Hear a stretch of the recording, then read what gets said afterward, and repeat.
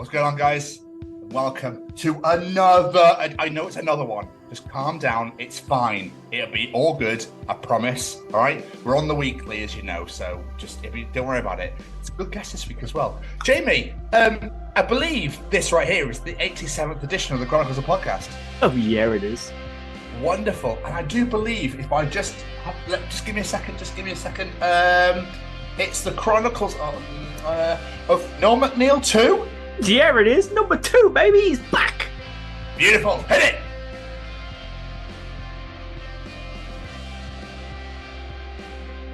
This is Ron Wasserman, the nut that wrote Go-Go Power Rangers. It's Boba Fett here. This is Molly Rennick from Living Dead Girl. It's WWE superstar legend Davey Boy Smith's daughter, Georgia Smith. Hi there. You're about to enjoy the Chronicles of Tom and Jamie with special guest Noel MacNeal, whoever that is.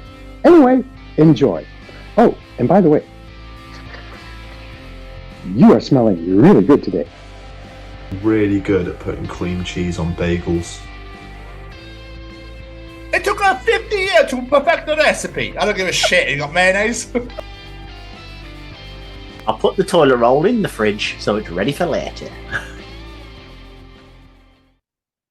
Hello, everybody, and welcome to the 87th edition of the Chronicles of Podcast.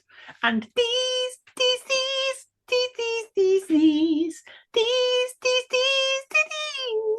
are the Chronicles of Noel MacNeal 2. It is I, the bearded brummy Jamie, and joining me, as always, is this handsome fella right here. It's a Scotsman, Tom. There's a lot to take from that. Ooh. Firstly, what was your 2 all about? My 2? What did I do? What was this? Oh, It's like the world's biggest horn. Like, yeah, rock out, boys, yeah. I went to go that way, but went that way, and I just rolled with it. It's fine. Oh, is it one of those motions? Like, hopefully nobody's noticed this has just happened. We'll just That's roll right on, there. boys, and we'll keep going. We'll just keep going. It's fine. He won't mention. For fuck's sake. I was going to say, if there's one thing I've learned in this career working with you, so it's you notice and point out everything. I know I'm not getting away with nothing.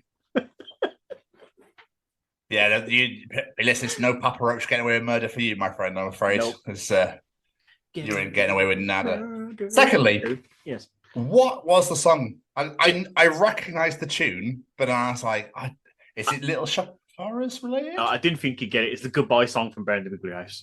Ah! Goodbye, goodbye, good friends, goodbye. No, that's not anything to do with you. It's the fact that I just don't have kids. So I've never watched Brandon House because I've never had the reason to. It'd be a little bit weird, yeah. I'm a little intrigued just because obviously you've been on the show twice and we've had dinner. But still, just to see what it's all about, I guess, so that things make more sense. It's awesome. Jamie. Yes. I'm really curious. You don't happen to have a time-traveling device in your house, do you? God, I wish I did. Okay. The only reason I ask is because this includes Becky as well. Me and Keris were walking through Cardiff City Centre on Saturday before she was getting like her final bits to go away on holiday. And we're walking through. This genuinely happened. Walking through the middle of Queen Street, and there's a couple sat on a bench. A very elderly couple, dressed head to toe in full Batman Robin outfits. And I'm not talking the 1960s show. I'm talking like Batman Forever. That's amazing. You're wondering if it's me. Is that what is going on here? And I was like, have Becky and Jamie just time travelled forwards to when they're elderly and sat on a bench? Because, like, and I mean, I'm not sure, they were proper, just chilling out, like relaxing, like nothing was, like nothing was weird. Like, I mean, full on masks, full on bodysuits, the lot. They were at head to toe. Crime fighters need a break as well, Come on. And I was like, Allow them a Jamie? break. Okay, what's going on here? I mean, it was just... that is something I would do. I'm not going to deny that one. But... Yeah, like they must have been there at least late 80s. At least they were like proper Zimmer frame, like proper. And I was just like, you know, when there's moments where you walk in and you're just like, it's a really lovely day. I said, oh, there's a couple in a Batman Robin suit there. I said, hang on a second. What? You know what I mean? Like, it must be like 21 degrees as well. Were they not sweltering? Probably. That's probably what they're having to rest. They're knackered. It was so weird. It was just one of those moments that you just don't expect. Do you know what I mean? I just never expected to see it in my life. I just didn't expect an elderly couple to be sat there in a full Batman Robin gear. I'm a little bit disappointed you didn't go and ask for a photo, to be honest. I'd like to have seen that. Why would I do? But I think it's because I think I was more shocked at the fact that they were there and I'd already gone. I was just telling Keris about it for about 5 hours. Like, can you believe it? Can you believe it? I can't believe it. I mean, can you believe it? I mean, I definitely didn't expect it. So, yeah. I love it. But on that same day, this genuinely happened as well. Also, in the middle of Cardiff City Centre, whilst Keris was doing her final holiday shopping, we were just having a little mosey through. We went into the St. David's Centre, and the St. David's Centre, for those people that don't know, has moments where it crosses over. So it's like 4 ways to walk: north, south, east, west, blah, blah, blah. These kids, there must have been about 20 odd. Well, yeah. I can't say what youths that, you know, that love their grime and rap music, shall we say. Youths, yeah. Youths is a good word. With their jumpers around their necks and their bum bags over their shoulders and that sort of thing. Dear Lord. Literally, we were walking up one direction and they were coming up the other way, and one of them stopped, put his hands on his head and went, hang on, edit. And one of them stopped, put his hands on his head and went, why is everybody walking in different ways? Oh my God. What? I can't bear it, bro. I can't bear it, bro. I can't bear it. I don't know what's going on. Everyone walking different ways.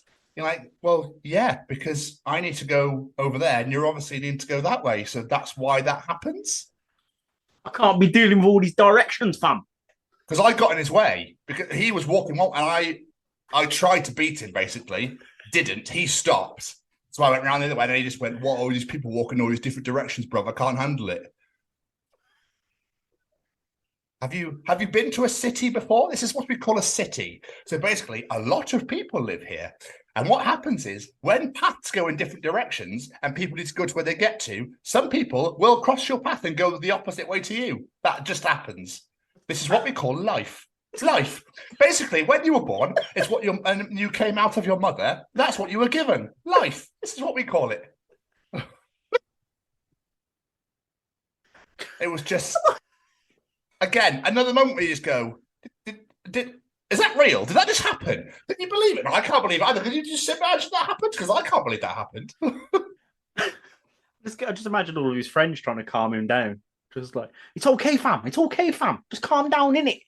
No, they're just like, but what you want about, bruv? What you saying? He's like, no, this is bare peak, innit? I'm not gassed about this.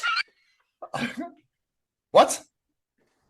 You're at the highest level you could be and not full of petroleum at this point in time? What exactly is it you require? Oxygen? What's going on? A map, well, sounds of it. Oh, yeah. But it's just the most nuts. Like, what do you mean? Of course, people walk in different ways. People just living their life, going about their daily business. Sounds like a very, very weird dude. Did you happen to want to walk into a shopping centre, expect nobody to be in there at all? Or like, everyone's just going in a circle? Or does everyone give you a guard of honour? Like, what were you... Has everyone got to clap you through so you can go to wherever you need to go and everyone's like against the walls? Don't move, he might see us. He might see us. Stay very... Is Predator around? What's going on?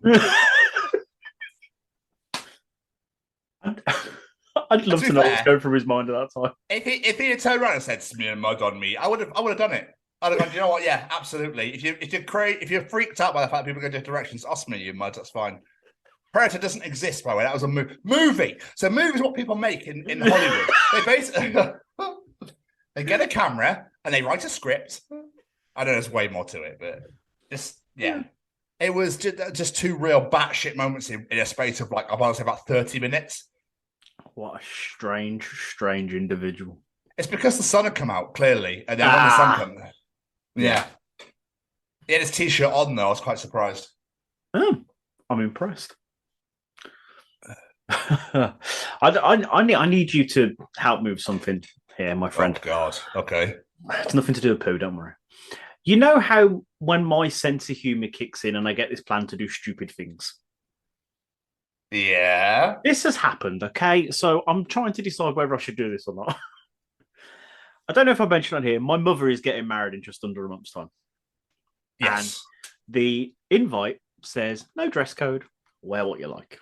Oh. So me being to the ceremony, I'm going to be responsible. I'm going to look nice and tidy. But there's this part of me that really wants to turn up to the evening event in my inflatable T-Rex suit with like a top hat and everything and the works. Should I do it? No. No. Do you know why you shouldn't do it? Why? Because it's the summer. No, it's got fans in it. The inflatable. My T-Rex suit is inflatable ones. It's got fans in it. I'd be lovely and cool inside of that. I ain't concerned about that. Whoa, hang on. Whoa. Let's go back a second. What do you mean it's got fans in it? We're not talking electrical fans, obviously. No, it's got battery-powered fans in it. So it sort of like blows it out for you to walk around in it and it keeps you cool. It's great. Okay. I get to be a T-Rex and cool in two ways. I mean, definitely not the second way. No, you get to be cool in one way, Jamie, I'm afraid, and that's temperature-wise. I do apologise. I mean, at the end of the day, fella, you do you. If that's what you want to do, by all means. I'm taking that as a yes. Gotcha. I know it's like a Viking-esque feast. Yeah. What's the word I'm looking for? It's a hand fast. Pagan. So, yeah. That's pagan. the one. Thank you. Yeah. Pagan. That's what I'm trying. Not Viking. I don't know where Viking came No, from. it is Viking parts to it as well. Apparently. I thought we must pillage, we must destroy this town after we've had this wedding. See, I wanted to wear it to the ceremony. Absolutely everybody, all of us, one big ball of men and women, and whatever gender fluid and penguins and whatever else you want to be. This is my mother's wedding. Can we stop this? No, just no. That's what paganism is, right? Yeah, I know, but no. Okay, just no. Don't they all go to Stonehenge and no bang each other on a certain day and that sort of thing, and they swap? No. That's what they do, isn't it? No. No, I'm asking you a question. Don't know me. We're trying to have a good, responsible show here, Jamie. All right? If I ask you a question, you will fucking answer me. Not when my mother's involved. Sorry, Noel. What a show for you to have. But no, there is that part of it, yes, as well. But not when my mother's involved. Debbie, could you? No. No. Move on. Okay. Are you sure? Yes. Move on. Are you wearing T-Rex suits so nobody can get to you? Is it like a massive, just big inflatable protect? That's your protection. Or chastity T-Rex. Yeah. Where's that, Debbie? Where's that? Oh, Enid, are you well? Yes. Where's that bloody son of yours? He's not here. His brother's here. This massive giant ass fucking fake inflatable dinosaur, but he's definitely not here. Phil's here. Look at him. Look at the fucking size of him. T-Rex thing would be weird, wouldn't it? It couldn't actually. It'd have to really bend down. Or what they'd have to do is they'd have to climb a top. But he can't turn his wrist. He's got no wrist. He can't turn them, can he? But the T-Rex turn its hands. It can't. So it's going to have to. There's a lot up here. Even then, if it got on top, it'd just be like, "Fuck, I'm stuck." They're going to have to be very good at handstands. It would have to be very good at handstands. And then just dip, like he's fucking dipping a chip into some tzatziki. Is that good for you, love? Is that good for you? Never once in my life questioned how T-Rexes fuck until this moment in time. Now I want to know. I'm talking about fingering. I'm talking about fucking. I'm talking about fingering. Yeah, no, but even that, how? It's obviously the hands here, so you are. I mean, no wonder they didn't procreate and have loads of them. They obviously really fucking struggled just at the beginning. Can you warm me up at least first? What are you even doing? I'm trying, love. I can't reach. Even though eating out would be even harder because they have to really bend down, but then they're presenting. Yeah, that's a good point, actually. If there's any homosexual dinosaurs, would be like, oh. And they're straight in there. He's not a chastity T-Rex. No, definitely That's not. But very yes, sexy. sorry. We'll definitely. How the fuck did this conversation come about? How are you anyway? You well? I'm good. I'm a little bit tired, but this weekend has just completely knackered me out. And then typically today, because I'm working nights, I thought I'm going to rest. I'm going to have a little nap before work. I just couldn't settle. No. So yeah, work tonight with no nap. Yay. You'd be fine though. It just bollocks you up for tomorrow, then you could just absolutely lay the fuck out tomorrow. Apart from when I then start ringing you 15 times a day. I'll be asleep. It's fine. I won't even realise. I'll wake up to 15 voice notes instead. Mind you, I know we always go back to it, but we watch TV and you'd be asleep. So I think I imagine that once you're gone, you're gone. So, which is what I was hoping would happen today, but no. A lot on the mind? No, I don't know. I just couldn't settle. I was just looking around the room like, I could do this. So I even tried watching the film and I couldn't focus on the film. I was just like, fuck this. No, fair, dude. I bet nights are great just for the first day, though. The first day. Ass. No, it was in today, before even, because you obviously, if you have a day off before, it's like you've had a day off again. It's a bonus day off, yeah. I agree. Yeah, it is. It's great. Until then you start them, you're like, bollocks. Yeah, pretty much. As soon as I get to work later, I'm just going like, can I go home now? I'm tired now. This should be my bedtime. In charge. Yeah.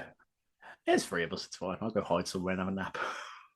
Good man. Get some emails out. Let's get some more people on the show. Yeah. Anyway, how are you? Yeah, do you know what? Actually, I'm great. Hey, we like that. So, yeah, I'm doing well. I'm doing really good. I've got off to London for work this week, so it's only like technically a 2-day working week in a way. I'll definitely be working Friday. So yeah, I love the events. I hate I'm so weird. I don't like the night before. I like when I'm up and awake and I'm suited and I'm ready to go. It's perfect then because I know I'm coming home that day. It's really weird. So when I go there, I'm always like, I can never be asked with going. Yeah. But then when it gets the event, oh my god, I can't even speak English. The day of the event on the Thursday, I'm like, right, cool, let's just smash it so I can get home. It's weird. It's because traveling's awful. Obviously, it's bank holiday this Monday as well coming, so it's like, yeah, absolute perfection. 3-day weekend, get in my face. And then obviously we're only through 2 weeks on Monday till my birthday. Oh yes, indeed we are. Ooh. Yeah, so very, very excited for that little mother. So yeah, other than that, man, I'm good. I'm on my own. Harris is currently in Greece, so just living the old lifestyle of the lonely lifestyle, but I'm just enjoying it. I've watched a fuckload of wrestling, so it's been great. It's all right. Yeah, and obviously here we are recording again for another week. But yeah, what's been going on, man? Not a lot, to be honest. It's a lot of Rihanna-ing because it was on a 5-day stretch, so I was doing a lot of Rihanna-ing. But I've had a very busy weekend. Olivia went away to my dad's on Friday night, and literally as soon as she left, we pretty much started decorating her bedroom because we wanted to redo it for her as a big surprise for when she got home on Sunday. So we did like 3 coats of paint Friday night, woke up, and then from about 7:30 in the morning, just went through until about 3:00 in the morning the next day. We just didn't really stop, apart from us 2 stopping to do an interview. We just cracked straight on, but we got it done, and it looks great. And she was very, very happy with it. But 2 very exhausted people building an IKEA wardrobe at 1:00 in the morning. I'm amazed that didn't end in divorce. I was quite impressed. We managed to fight through it well. I'm amazed that you decided to build the furniture. Why is it the next day? Because she was coming home the next day, and I had to be up to go see the kids. I didn't have a lot of the day. I had about 2 hours to get, and that was my time to clear all the crap out of the way. So when she comes home, she's not like, why is it decorating stuff out and all this stuff? So I had to get everything moved and cleared out and everything. I know she's a 5-year-old. She probably wouldn't have noticed, but in my head, she would have. I mean, I'm amazed that you planned it for a weekend where you're away for one of the days. Well, kind of happened. I need to go see the kids. So I only really get 1 day off a week to actually do stuff. So what did you do today?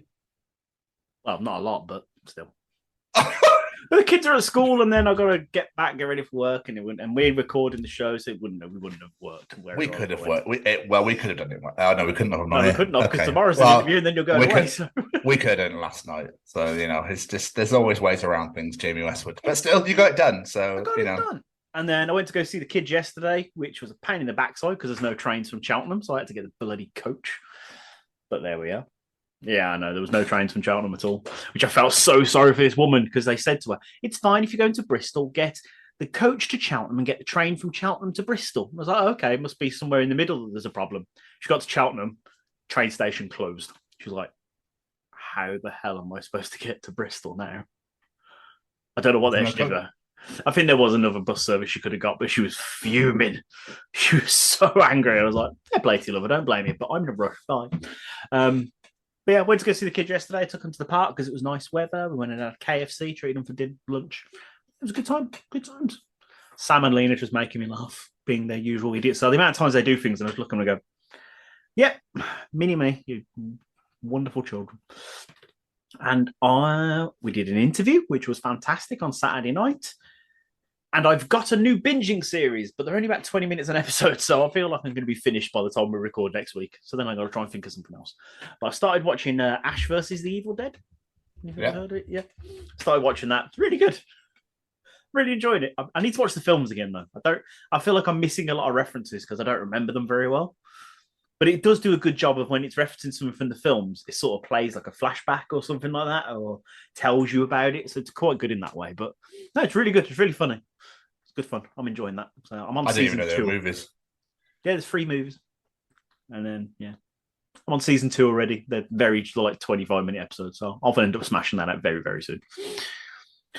What about you, sir? What have you been up to? Obviously, Rhiannon. That never ends. I wouldn't mind a 4-day working week though. That'd be great.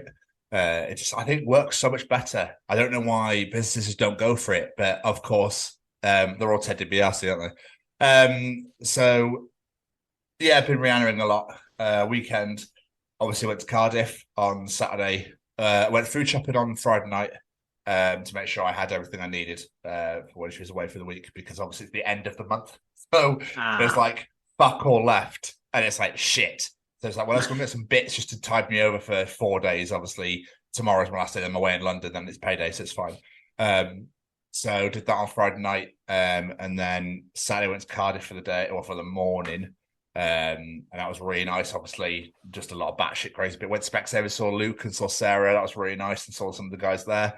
And then came back and I met my friend Chris, who I've not seen for 2 years, who's a Newport boy. He used to live in Cheltenham. I used to work with him. He's now moved back. He moved back here in 2018, and obviously I'm now here. So we went for a coffee and a drink and just chilled out. It was really nice to see him. And he, so this got mental. He's met a new lady, which I'm really happy for him. He seems over the moon, which is great. His new lady is the mother of my sister's best friend's husband. Not only is she the mother of my sister's best friend's husband, she is the mother of my sister's best friend's husband, who my sister's is currently living in their house right now. Like, what the fuck? The world is tiny, is all I can say. Well, how did that happen? That's so weird. Yeah, nuts, innit? So he went, oh, and you know him, by the way? And I was like, no, who? And he was like, her son's wife. And I was like, do I? Yeah, crazy times, boys. It's a very small world. It's crazy, isn't it? So, yeah, so that happened. But then we were going to stay a bit longer, but obviously had to get back because we had a glorious interview. An interview that we have never, ever really done before. So you're in for a treat come mid-June, boys and girls. Yes, we are that far ahead. It's absolutely wonderful. So mid-June, it's you're going to be intrigued. I know, I can feel it. I can hear it. I can hear you all right now. Yes, yes, it is. Yes. But other than that, man, like I said, I've just been watching a shitload of wrestling, catching up with obviously what's coming up because there's 3 fucking pay-per-views this weekend, and Battleground, Night of Champions, and Double or Nothing. So I've got all that to look forward to over the bank holiday weekend. But I might take a trip to Cheltenham and go and see some of the family and whatnot. We shall see. It just depends on that, money and shit like that. Because it's really weirdly expensive to get there from here, and it's 50 minutes. That's so nuts. weird. Isn't it? I don't It's get so how crazy. they price public transport. It makes no fucking sense. Because 75% of it lines the pockets of the government, and then the rest goes to the train companies. Oh yeah, that'd be it. That's pretty much how it works. Yeah, that makes sense. Yeah. So we shall see. But so yesterday I spent all day just watching, literally all day. Played a bit of Last of Us 2, but not a lot. And now here we are. Ta-da! We're all caught up, my friend. So shall we check in? Check in with Braden Barry at Stay Cozy Clothing. Advert is fucking phenomenal, by the way.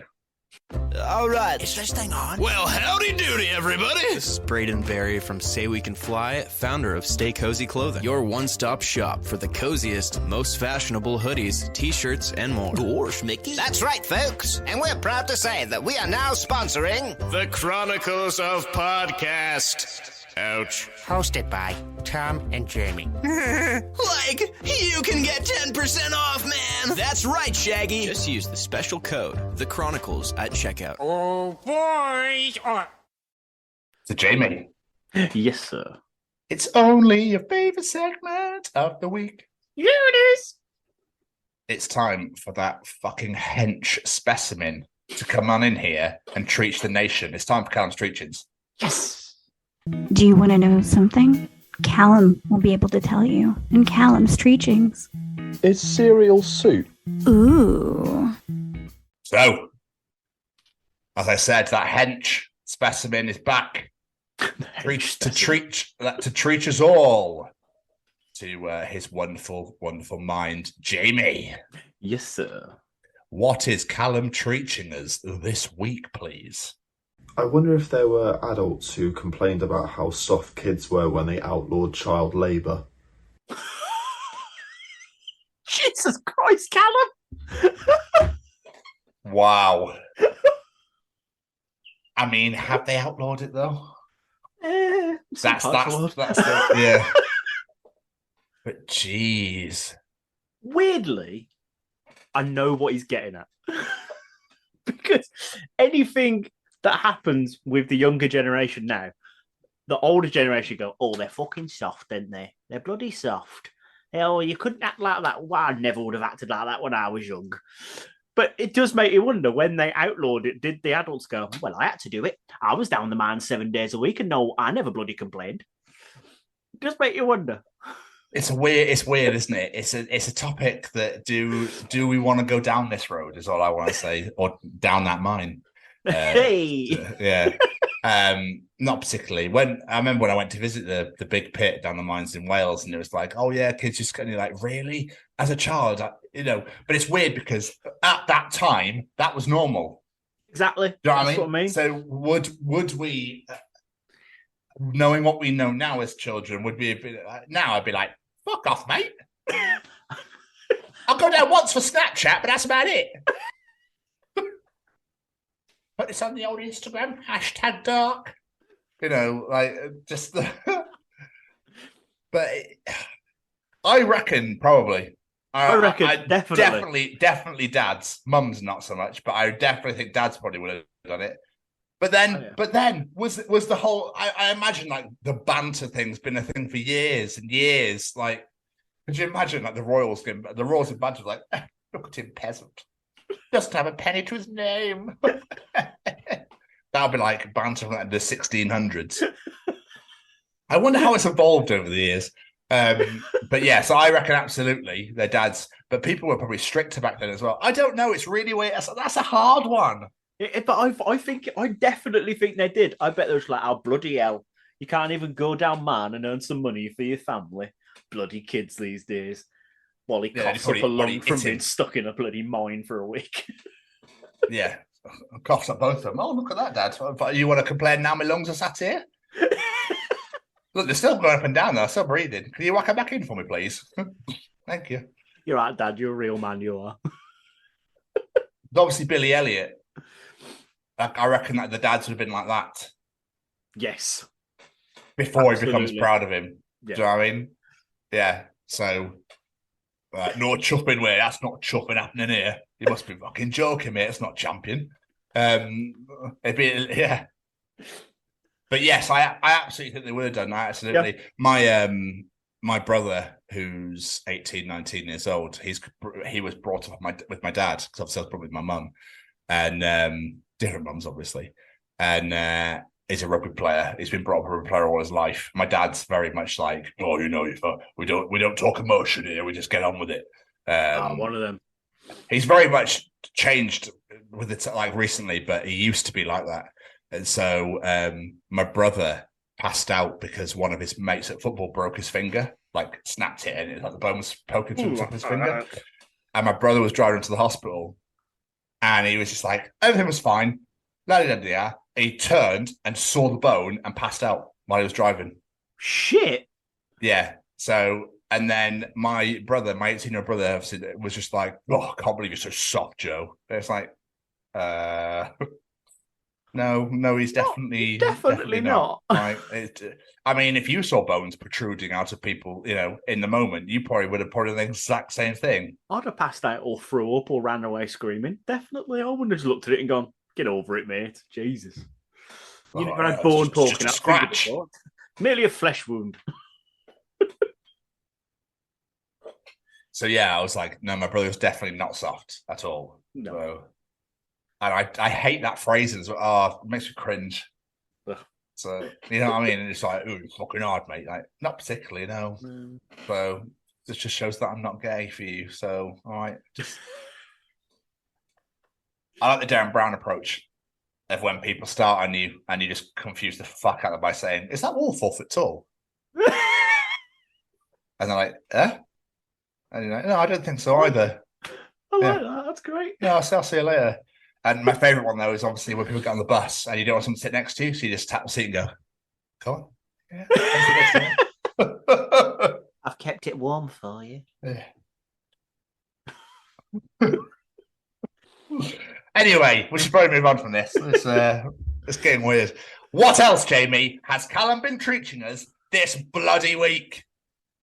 You can basically violate any country's cuisine by putting ketchup on it. Are you listening, Keris Mansfield? Are you listening to this right now? So true. Stop putting ketchup on everything. He doesn't need it. He's already got tomato-based sauce, and you don't need another fucking sauce to go on top. It's fair. The same could be said to my son Sam, but with mayonnaise. Like, he puts it on fucking everything. You don't need to. My mama used to make these all the time. We make a pizza for the rest of my life. I mean, it took her 40 years. 40 years. Lovely. You got any mayo? That's what I think of your fucking pizza, Grandma. Absolutely destroyed it. It took her 50 years to perfect the recipe. I don't give a shit. You got mayonnaise? Because I'm going to absolutely coat this fucker in it. I don't know why, but that's all I think your pizza grandma with some reason. You know what I mean? I don't understand. You don't need to add, like, ketchup, chips, absolutely. Brown sauce, fried breakfast, absolutely. But if you go elsewhere, stop destroying their fucking cuisine with, you got the HP sauce, you got your blue salad cream. No, I fucking haven't, Dave. Grow up. While we're here, what the fuck is salad cream? No, we're not going down that road again. I totally agree. I totally agree with it. I'll hold my hands up right now. Okay, I've been taking the piss. I used to do that all the time when I was a teenager. I would put condiments on fucking everything. Now I'm an adult. I don't do it anymore because I go, actually, that tastes gorgeous the way it is. Exactly the same. I used to put ketchup on fucking everything. I used to ketchup sandwiches. I used to love ketchup. Yeah, I used to just get a piece of bread, dollop of ketchup, job done. I don't know. Yeah, I used to do it all the time. But now, I very rarely have sauce. Like, very rarely add ketchup or mayonnaise or anything to things. If something's good as it is, you don't need it. I remember I used to put ketchup in my lasagna. Why? It did taste good, to be fair, but yeah. Just not the point. I don't give a I don't care if you enjoy it. Respect the country it came from. It's like, I love making lasagna. Just like a Jamie used to fuck up. You put the ketchup in it. No, I don't put the ketchup in there, Giuseppe. What's wrong with you? No, I don't want to put the ketchup in it. But Jamie did. I don't give a shit about Jamie to put the ketchup in the lasagna. He's a fucking bloody idiot. You come from that horrible city in England, don't you? Yeah. With the horrific accent. Yes, I mean, look at something right now. Listen to us talk. It's absolutely beautiful. Listen to them talk. They only get one word out in about a year. Why is it every time someone does an Italian accent, their hand goes fucking crazy? It's all part of it. So you know how the Italians always do this? Yes. I've seen when Indian people speak, they always do this. I don't know why. It's obviously just how it's come down in their heritage, the traditions, that sort of thing. When Indian person talks, they always go, yes, and they always shake their head. With Italians, it's always hand gestures. But I talk my hands a lot. But I'm not Italian. So I don't know. I always it's almost like I'm doing the fucking Macarena while I'm talking to you. But yeah, he is so right. Stop violating other people's cuisine. Could you imagine ketchup in Chinese? I don't fucking think you could you? No. Exactly. Stop it. Oh, I really fancy a Vindaloo. Have you got that salad cream? Fuck off. No, get in the bin. Oh, it's a bit too spicy. Get a Rogan Josh then. Get a fucking, I was about to say tzatziki again. That's on the brain. Get a fucking tikka masala. Oh, you're so soft for eating mild curry. Don't buy a korma. That's not a real curry. I think you'll find it is. That's why it's on the menu. Shut up. Oh, butter chicken, by the way. Oh, absolutely. What, Jamie? Superb. Catchphrase king, baby. Anyway. You know what? I can't. I like curry. I can't go too hot because that's just going to play hell in your stomach and on your ring piece for about a good day. Yep. No thanks. It's I'd rather enjoy my food in the moment. That's it. I need to have a massive shit. What? Where's the fucking toilet gone? It just melts away like the lava. I'll put the toilet roll in the fridge so it's ready for later. In the fucking freezer, more like. Anyway, and finally, Jamie, what else is Callum treaching us this week? Professional drywallers must be really good at putting cream cheese on bagels.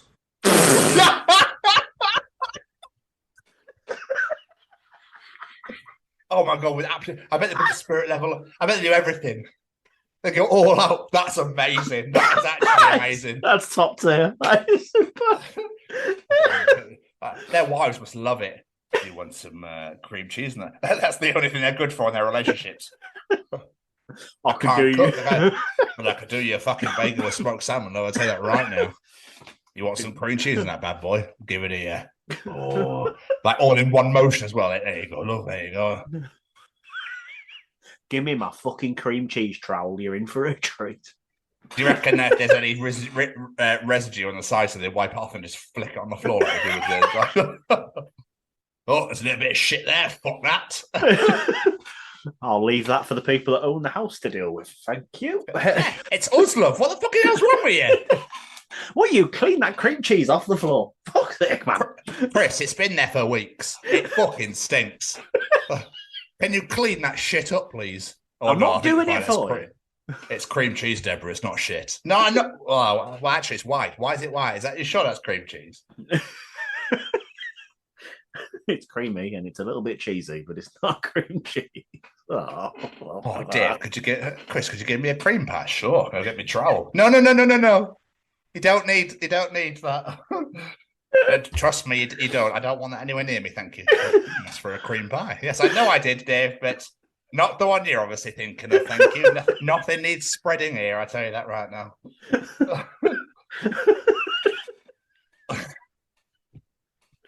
Oh, this treat went south pretty quickly. But yeah, sorry. He's absolutely fucking. Oh, I really want to see that now.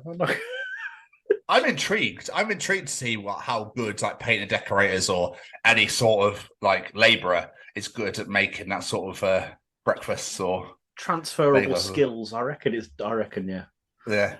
I bet they get the butter on the toast into all the fucking edges. And it's to perfection. It's why do you want to be a plasterer, Dave? Yeah. Oh, I used to work in the cafe down the road. Perfect, you're hired. Why not a TV show? No, I know exactly how good your spreading skills are. You'll be fine. But the knife's a lot bigger. It's a fucking like big rectangular wedge. That'd be absolutely fine. I've been wanting one of those for ages, Scott. So thank you so much. It'll make my job 10 times fucking faster. Scott, we got a new character. I like it. Well, I called him Dave, so I had to call him something else. That's the first thing that came to my head. But that was another edition of Callum's Treachings. Absolutely spot on.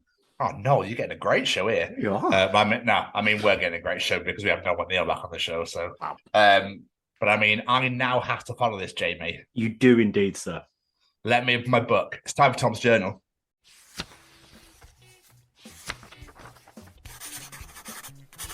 And welcome to another edition of Tom's Journal. Okay, so regular back will hurt eventually. Boring, stupid bones. Backstreet's back. All right. Fuck's sake. Oh. I was trying to, the whole time they start that, I was like, where is this going? Not where I expected it to go. I hate my back. I literally, because I'm so tall, so like if I can put my hands on the table and I push myself up, literally goes all the way down, but then the muscles have relaxed. So if I fall down, they spasm. So then I'm on the floor for like half an hour going, yeah, well, I can't go anywhere for a minute. And you just have to do it yourself, love. Sorry. That doesn't sound nice. I've got some advice for you. Okay. All right. If your kid has a public meltdown and people won't stop staring, just say this. I'm really sorry. She had an exorcism yesterday, but we weren't able to get them all. I like that.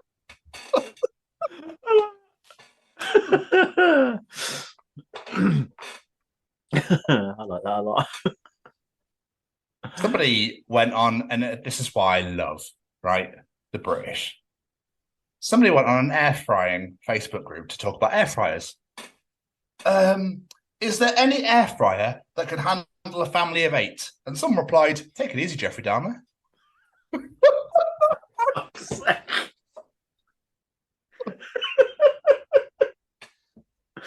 Jeffrey Dahmer, people Dahmer. Some of them responded, this is really not funny. That man was sick and mentally unstable. He was a murderer. Murder is not funny. To which the person then replied, is this your first day on the internet?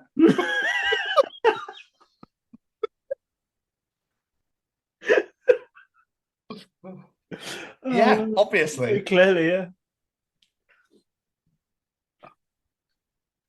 So this has made the rounds online a lot. But I don't know. But it came back recently, so I don't know if you might have seen this, you might have heard this, I don't know. Okay. This student got so drunk, he decided to email his teacher, and his teacher actually responded. So, first I'll read the drunk student's email. Mr. Martin, just letting you know, this is all spelled horrifically as well, that you are a motherfucking G. And I'm sorry that you are bald, lol. If you want, I can hook you. I can hook you go with a girl who can get your hair back and keep you banging. Also, I just need to ask you for an extension on my paper. I'm really fucked right now. I will be sick tomorrow. Keep slaying, boy. I forgot to do school loop again. Love you and see you Monday. Good fucking yard. Patrick Davidson. I hope that teacher gave him an extension because he fucking deserves one for that. Teacher's response. Are you ready? Oh. Patrick. Sounds like you had a great night. I will extend your paper deadline to Wednesday at midnight. It must be submitted at this website. Yes. Please refer to my syllabus for information on how to submit your paper. I appreciate your concern for my bald head.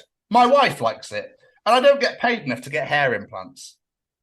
On a side note, what were you drinking last night? Next time you email me, I'd like a bottle of whatever you had so I don't have to remember what you said. Good yard, Mr. Martin.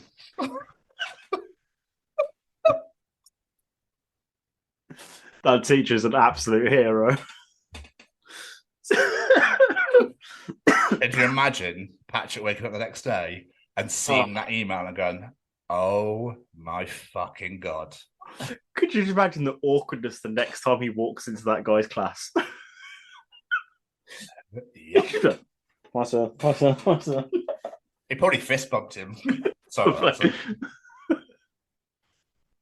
I don't know about you, but this was a genius idea.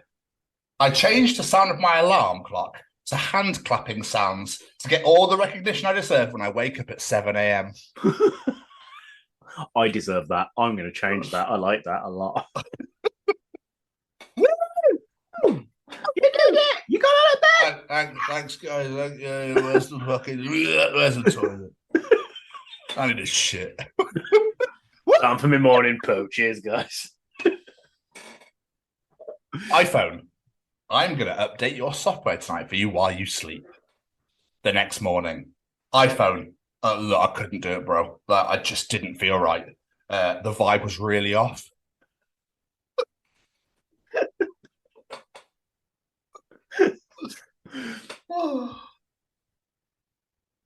I do love doing these. Do you know what, Jamie? I really hate it when I'm on the treadmill, accidentally hit the stop button and goes Chipotle to eat a burrito.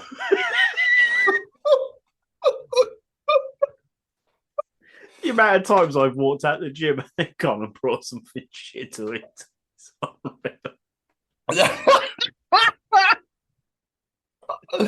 Such a British thing to do. God, I'm starving. I'll have a Mackey's. Fuck it. It's like, oh, I've just been to the gym. I'm fucking starving. I don't want to make someone get home. I'm knackered. I'll just grab something from the shop. It's fine. Yeah. Oh, look, everything here is unhealthy. This is the way. The fact that people used to deliver pizzas before GPS is absolutely mental to me. People were really calling up a pizzeria like, I want a large pizza delivered in 30 minutes. I'm going to give you a random house number, a house number and a random street name. Good fucking luck. It's a really good point. Because like before sat-navs, they must have sat there with a fucking A to Z trying to work out the hell they're going. Yeah, exactly. So this is some really good advice to people that want to become homeowners, okay? So how I became a homeowner in my 20s, all right? Are you ready for this? Go on. I cut back on sushi. I only eat it 6 days a week. My father, the inventor of blood, wired me $7 million.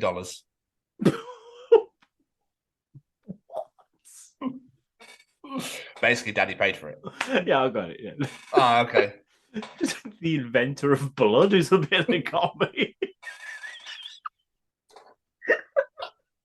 I struggled to get past that. I was like, the inventor of blood? What? It's just meant to be funny, Jamie. That was all. I know, it just wasn't the sentence I was expecting. And I mean, when I said the other day, it could be any time between yesterday and my birth. Yeah, that's Olivia. That is Olivia. Daddy, do you remember this? No, when was it? Last week. Well, look, Olivia, that was 3 years ago, love. Like, what are you on about? Or it could have been an hour ago. That's nuts. That's just random little. I was just starting to get memories. That's cute, though. It's great. It's just you got to think to yourself, when the fuck did this happen? Because her timescales are not helping in this situation. Daddy, when my other daddy left. Wait, what? Hey, when was that? When the postman left. No. Oh, the milkman, but don't have milkmans anymore. It's a fucking like air conditioning repairman now or some bollocks. Plumber. So what I'm going to do is I'm going to create a website. I'm going to call it Older Fans. And it's just me. It's just me telling you what part of my body hurts today and what minuscule task I was doing that caused it. I'd make millions. Neck today, I slept. My knee today, I turned to the left slightly. Oh, no. I mean, little kids, man, they're so fucking dumb. Are we there yet? Yeah, man, we're fucking there. Our final destination is a random stretch of highway. Get it together.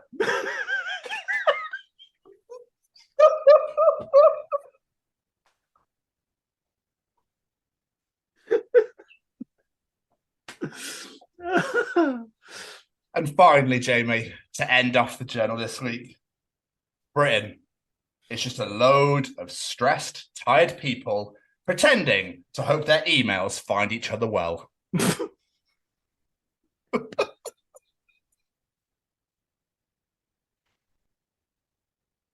And that was another edition of Tom's Journal. Oh, what makes that funny to me is I end a lot of my emails saying, hope you're well. Yeah. I hope this email finds you well.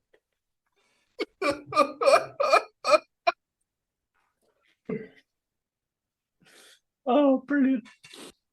What a way to end, and what a way to bring in that piece of resistance. Oh, yeah. Welcome to the Chronicles of Noel MacNeal 2. Welcome, welcome, welcome to the big blue house. Welcome, welcome, welcome to the big blue house. Door is open. Come on in. Noel MacNeal returns to us again. We are so glad to have Noel on the show again. This man is absolutely amazing. For those unaware, he is a puppeteering legend. He has worked on Sesame Street for over 30 years. He's currently working off Broadway and Little Shop of Horrors. But, ladies and gentlemen, we mostly know this man for playing that legend that is Bear in the Big Blue House. He is joining us again to talk all about his brand new book, his memoirs. Hey, this was really fun, and so much more. My God, this was amazing. Yeah, this is a great conversation. Noel, obviously, like Jamie just said, is back to discuss all about Bear in the Big Blue House now being on Disney Plus. Talk about his role as Audrey and all of the plants in Little Shop of Horrors on Broadway. And, of course, his book. His brand new book. Hey, this is really fun. His memoirs, which are a fantastic read, by the way. And get on Amazon right now while we're talking about this. And, of course, he's now directing Sesame Street after all that time working on set. It's incredible. And it's just a really great conversation. And there are some Susan MacNeal little plugs in there for his wife's books as well. So, so I had to get involved. Making a little reel earlier today on Monday, as it goes on Friday. So, but guys, you're going to really enjoy this. It's one hell of an interview. And Noel is just gracious and wonderful as always. Jenny! Yes, sir. Do you happen to have any final words at all? Just a massive thank you to Noel for coming and joining us again and sitting down. And as you saw at the start of this episode, boys and girls, this episode was brought to you. It was opened and introduced by Bear himself. God, I love this one.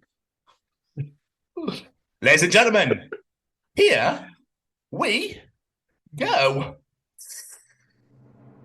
Ladies and gentlemen, interviewing this week, he's back. It's Noel MacNeal. Hi, guys. Look who it is.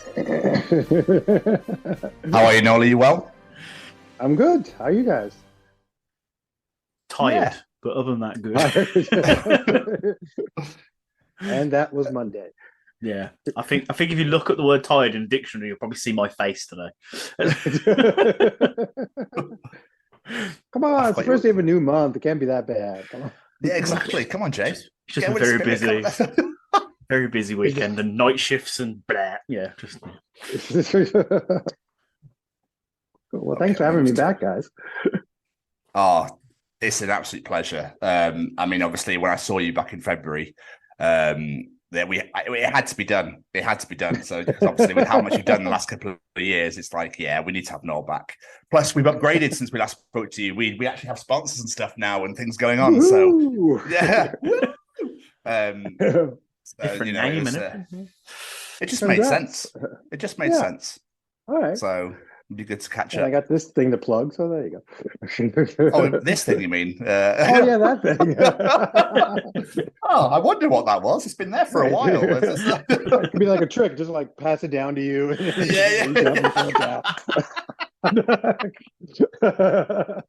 Oh. Well, obviously, you know how this goes.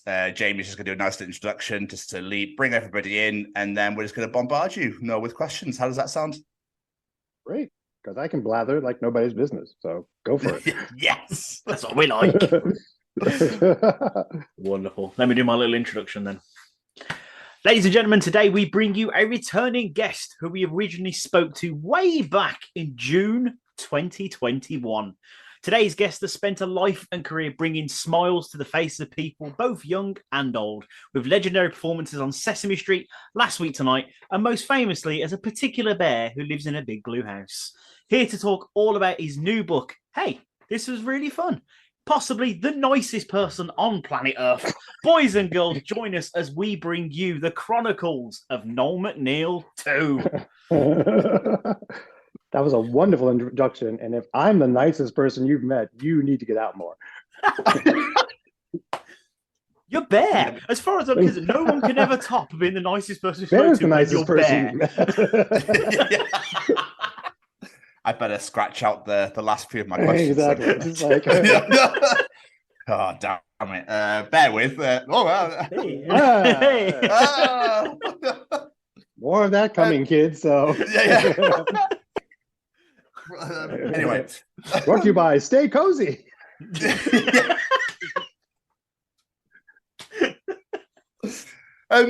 Obviously, we spoke to you back in June of 2021. I couldn't believe it myself. It's that long ago, 2 years. June of 2021. Wow. Yeah, specifically June 19th. I went back in our calendar and had a look. Wow. Crazy, absolutely crazy. But how, just on a generic spectrum, like how have the last few years been for you? Well, good.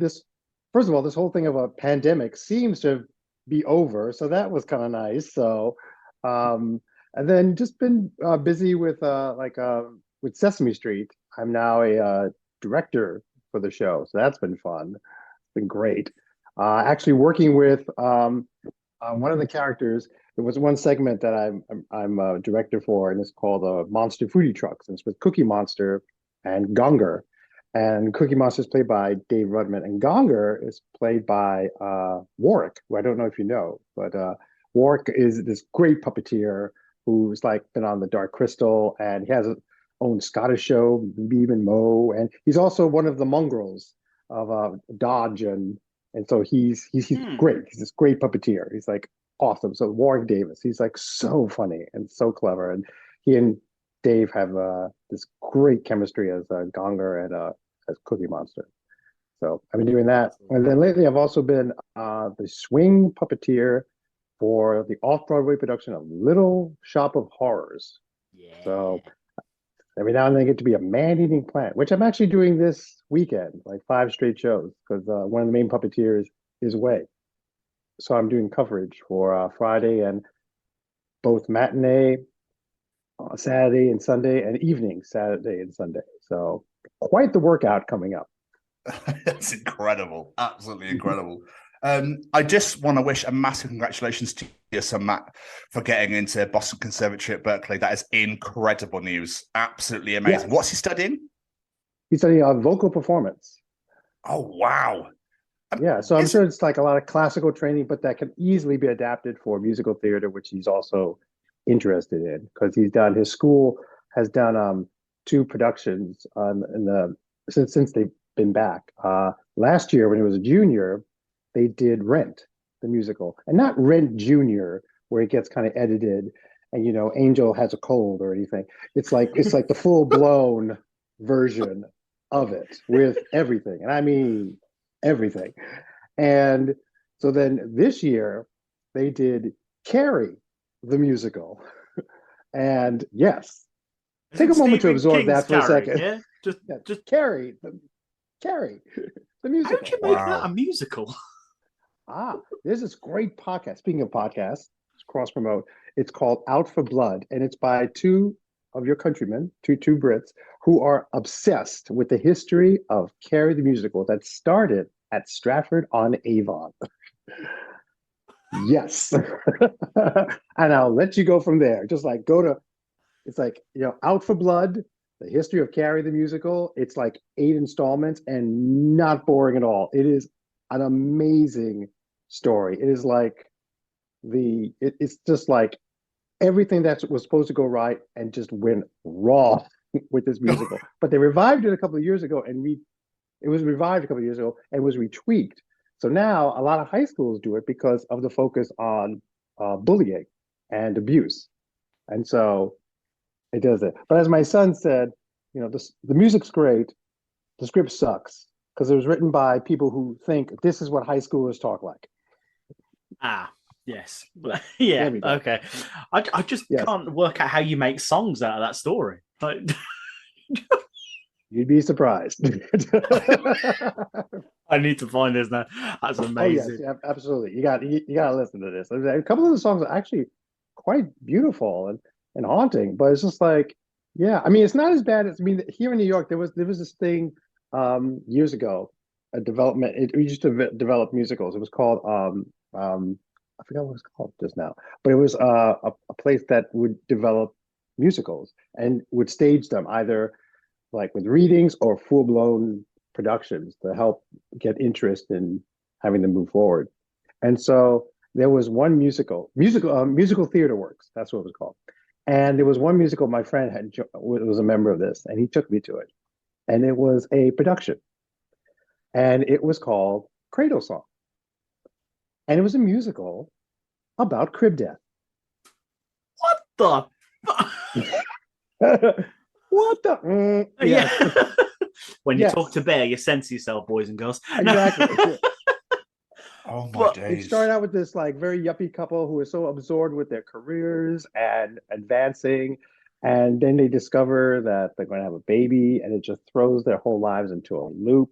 And then by the end of Act 1, they've actually accepted the fact that this is what life is meant to be. This is what it's all about. This is what our lives were meant to have, one more person to shift the focus from us to all of us.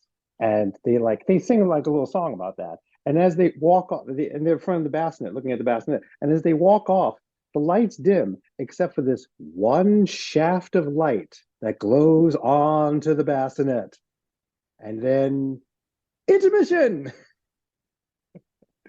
And we come back 6 months later, and well, yeah. So anyway, that was fun. It's not very often I'm rendered completely speechless, but I have literally no idea what to say. What the? There you go. Wow. Take that, Sweeney Todd. So. Yeah. I Psycho Barber, please. I see your Psycho Barber, and I raise you. Raise you, a telekinetic teenager. I don't know how to go on follow that. I'm a bit like what. See, it starts out as a compliment towards my son and ends up with this sort of weird left field kind of like what is going on in theater? Yes. Yeah. No, where are you taking us? Where are we going? What's down this road? Why is it getting so dark? What's happening? Yes. So anyway, so the director of the high school, he picked like Rent, and then he also picked Carrie. So at the end on the last show, they always announce next year's musical, which my son's going to come back to and watch. And so having done Rent, having done Carrie, next year's musical is Titanic. Well, it could have been worse. It could have been Cold Death. So that Titanic the musical is playing in the city I live in Birmingham, and I'm like, I love the movie Titanic. I've always loved the story of it, but I can't imagine that as a musical. Again, just it sounds so weird to me. Yeah, exactly. And then also, I mean, it was staged on Broadway and all that. And aside from like the music, in terms of like sets and aesthetics, it does have to at some point start to tilt because that's what's happening to the ship. So as well as the fact that you go from Rent where like Angel dies, that's one person. Then you go to Carrie and about 40 people die because that's what happens when you go to prom. Now you've gone to Titanic.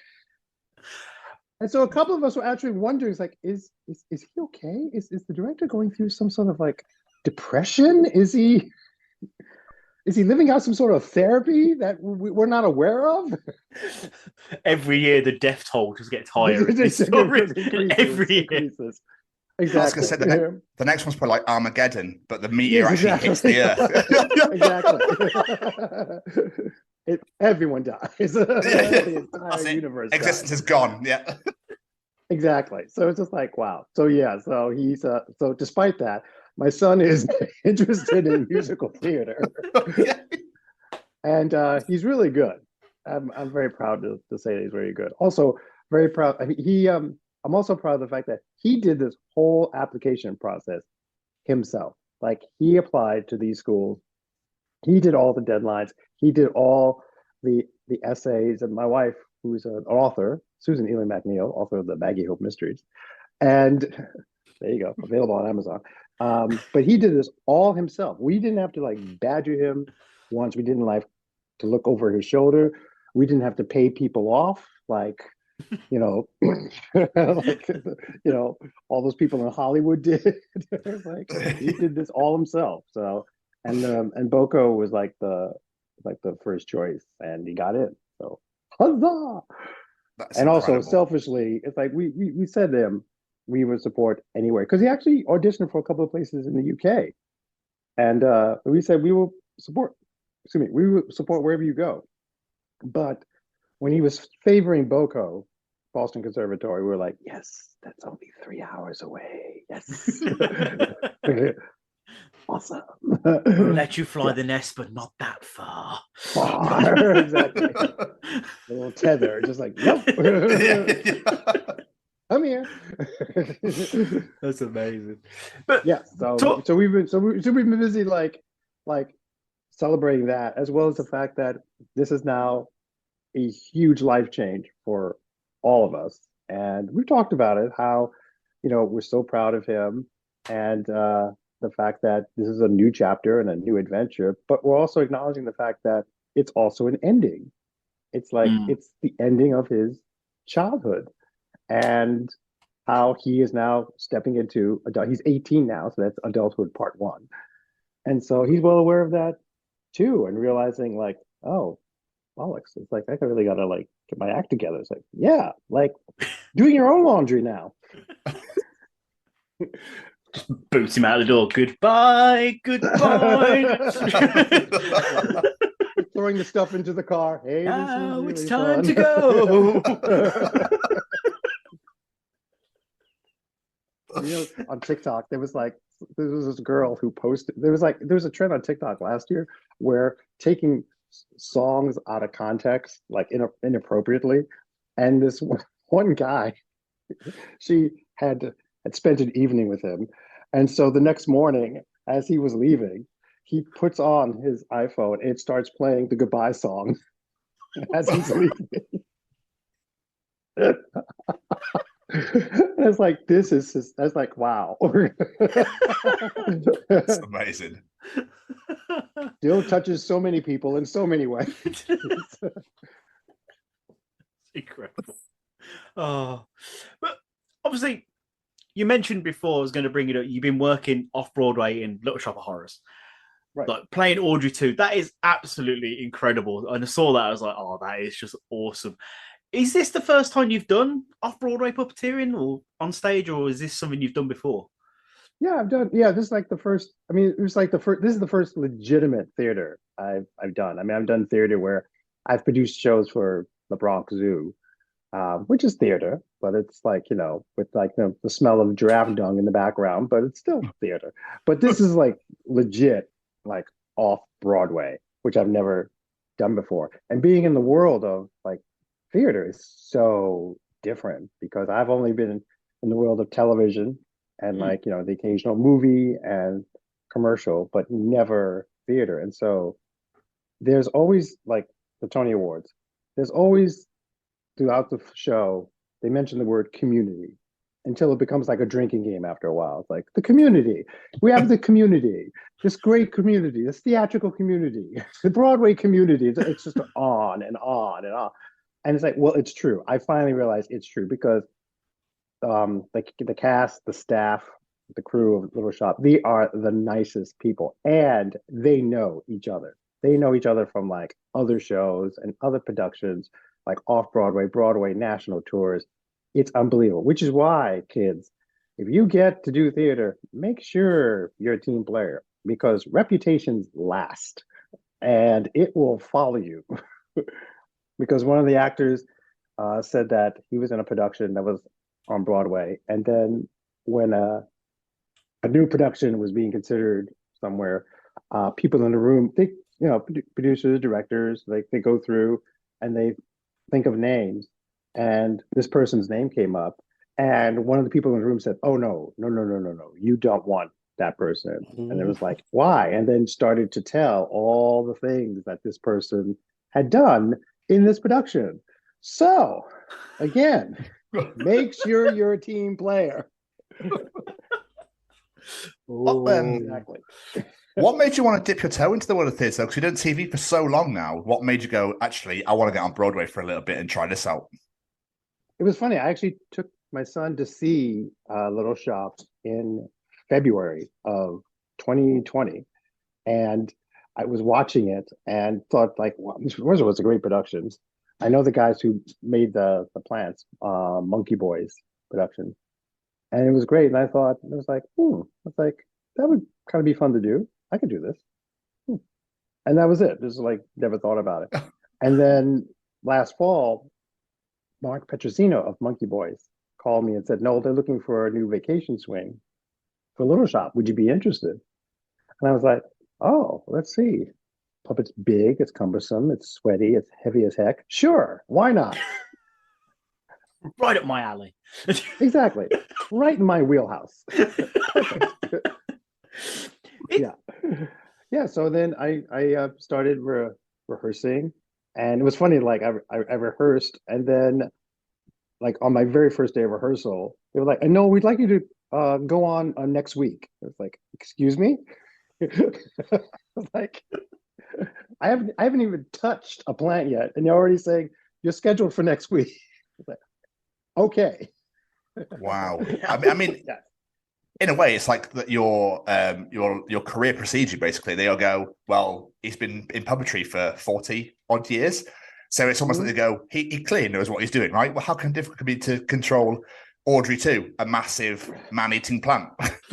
Yeah, it's like here's the thing about theater though. It's like unlike TV, like TV, you like, you walk through it, you rehearse it 1 or 2 times, you do a take, maybe you do one more, and then that's it. With theater, there's always notes. Always notes. No matter how many times you do this, there will always be a note. Even if the notes conflict with the previous note, there will always be a note. We could just move that left leaf just slightly to the right. That'd be perfect. Exactly. So it was just like, perfect. Just like a half second, like, really? It's like, that's what you're looking at? Drag them out into the audience. Tell me one person in the audience that would have noticed that. Tell me one person. Who would notice it? Yeah. So it's often like on Sesame, they'll bring up a point that's so like moot, and I would just remind them, you realize our core audience smacks themselves in the face when they wave bye-bye. So I think we can get away with this. Oh, I love the idea of someone being like, the mouth needs to be open at 55 degrees, you open it at 37. Okay, it needs to be a bit wide, and they're there with like the protractors and stuff, like measure a bit wider, no, a bit wider. But there we go, perfect, excellent. And then next week it's like, it needs to be 38 degrees, not 55. Right, you think that's a joke? Oh no, that's very close to what one of the notes was. No, in terms of like having the plant smile. Yes, yes, yes. Just like insane. It's insane. It's insane. But but I love it. And what's great is because there's 4 plants, or as they're called, pods. So pod 1 is the little one that gets placed on the counter that comes to life for the first time. Pod 2 is the one Seymour, the actor, actually holds, and it's a fake arm. So he has his arm inside. He's manipulating it. But then there's pod 3 that does the song, Get It, which is Feed Me. And then there's the last one, pod 4, which is the ginormous one that pretty much like eats half the cast. And with that one, what's great is that's the one that at the very end of it, there's a monitor. So you can see what the audience is seeing. So you can see on stage. So suddenly now, it's like I'm back in my comfort zone where I actually have a monitor where I can actually puppeteer instead of imagining what it looks like. And it's great. So as big as cumbersome as it is, my favorite pod is pod 4. I was there all over again. I was going to say, is the actual puppeteering itself work on stage different to how it is on TV? Or is it pretty much just the same thing? I was like, it's different. With TV, it's more like nuanced because TV is very personal. It's like you're looking at this particular thing, but with theater, you're playing to like a house, so you really are playing to the cheap seats in the back. So you can't be too subtle, otherwise it won't read. So you can do something and just make sure that they understand what's happening. So, but yeah, you have to kind of like finesse it a little bit, and like I said before, like imagining what it looks like to the people out there. So, which is why during rehearsals, I've actually recorded like me doing the plan, and then me and the head puppeteer, Teddy, would go over it, and so this way I can see what it looks like to the audience. So yeah. What exactly is a vacation swing? You mentioned at the start that that's literally what you're there to do. So what exactly is that? Yeah, this is also part of like the whole world of theater that I've been learning.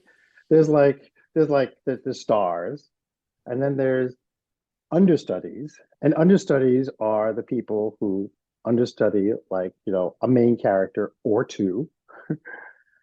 And then there is the like swings, like me, who actually, we're not an understudy for like everybody. We're a swing for like a specific like role. So in my case, I'm the swing for puppetry, coming in and doing it when either Teddy or Weston Long aren't available. So I will come in and I will do that. And currently it's me and another puppeteer, Jonathan Lyons. We are the vacation swings. And back in January, here in New York, we were ravaged between COVID and the flu. And so there was this like 2 weeks where it was like almost everybody was out. And so I was on, John Hosch, who was the other puppeteer, he was on, Aaron, the voice of the plant, he was out. And so Major was on. 2 of the urchins were out, so 2 of the urchins were on. And so Audrey was out, so then the understudy for Audrey was on. And so it was just down to like Matt Doyle, who's the current Seymour, and Brad Oscar, who is Mushnick. And we were just like, guys, you have got to stay healthy. Like, you've got to stay healthy. When you're not on stage, we're going to wrap you in bubble wrap and stay in that room. Don't go to anyone. Right, you're not going anywhere. Also, the fact that being in theater, you don't, this, which was really great, because I started rehearsing with Matt Doyle, who was taking over for Rob McClure, because Rob McClure was the Seymour before he left. And Rob McClure is like this accomplished actor and was like, you know, Tony nominated. And Matt Doyle is a Tony winner. And come from company and like his extensive career. And it's like, these guys do not have egos, because there's only one male dressing room. Like, that's it. Where 7 guys share this one small room. And it's very similar to the women. There's this one small room. So you don't have time for egos and prima donnas. So, which is also part of how nice these people are. It's like, I love these people. They're so cool and so talented, so ridiculously talented. So I suppose it goes back to that family thing you were saying before. Mm-hmm. It's say it with me, community. Community. I said the wrong one. Exactly. Community. I mean, I know you said you got a call from somebody, but with roles like this in theatre, did you still have to audition for them, or did people just call you up and go, I know exactly who'd be perfect for this role? Oh, that's what happened with Little Shop, because Monkey Boys, they've known me for years. And so, in fact, Mike Latini, who is Mark's partner, he was a bear puppeteer for the live show that would tour. So, oh wow, they've known me for a while. So yeah, so it really was one of those cases where the production asked, "Do you know anybody?" And they're like, "Oh, maybe Noel would like to do it." So yeah, so this was one of the cases. In other cases, you do have to audition. And I'm sure if somehow I wasn't getting it, I'm sure they would like say thank you so much. But luckily it did work out. So I suppose for you, it's nice to have like new challenges. Like you've been saying, you've been doing this for years. Have like a new challenge, doing something different. I suppose that's quite nice for yourself as well. Oh yeah, exactly. It keeps it in my incredibly limited wheelhouse of expertise. Like this is right up my alley, which is great. So, and it's also nice being I'm on contract with those shops. So as a vacation swing, I get paid whether they use me or not. So nice. That's really nice too. That's spectacular. We're like. Would you want to do more? Would you want to do more productions of anything else? I don't know. I was racking my brain really quickly to find if there's any more puppets in any more Broadway shows, but I can't. I know. Any more puppets in? Yeah, puppets in Broadway. Well, here's the thing with puppetry and Broadway. The fact that we're able to do it is because we're puppeteers. But there have been other puppet instances where the puppeteer has not been allowed to do it. Years ago, there was Shrek the Musical, and there was the part where the magic mirror talks to Lord Farquaad. And so it was this ginormous mirror that came down, and it was this face inside that would be radio controlled by John Tartaglia, who is amazing puppeteer. He was the original Princeton Avenue Q. He's in Fraggle Rock. He's a director of theater at the Mooney here in the U.S. And so he would manipulate the face. But there's a union here called IATSE, which is kind of like the mafia of Broadway, where it's like if they deem something a prop, it's their jurisdiction. So the fact that this mirror came down, they said it was a piece of scenery. It was like a ginormous prop. And so it was under their jurisdiction. And so they had one of their guys manipulate the face and the mouth. And Johnny was then only allowed to do the voice. And they took this for to try and fight it. And nope, they lost because of the fact that this was considered a prop. Now, how come we can do the puppets for Little Shop? It's because of the fact that we, quote unquote, wear them. They're on our actual body. Like pod 1 is on my arm. Pod 3, I'm actually inside, and pod 4 too. So I'm sort of wearing it. And because I'm wearing it, it's considered like a costume, which an actor would wear. And so that's why we're allowed to do it. That's crazy. It's very similar to Wicked on Broadway. It's the giant head of the wizard, but a puppeteer doesn't do it. The actor doesn't do it. It's a prop person does it. That's mad. Yeah, it's almost like it's just really being really That's finicky. showbiz. Yeah. Woo! Just moving on slightly, like I said, so much has happened since we last spoke to you, and you mentioned at the beginning you are now you've been with Sesame Street for 40 seasons, and you're now directing the series and the social impact projects, which is incredible. How did that actually? Because obviously you were a wrangler when you first started, and now you're here directing. Like that must be mental. How did that actually happen?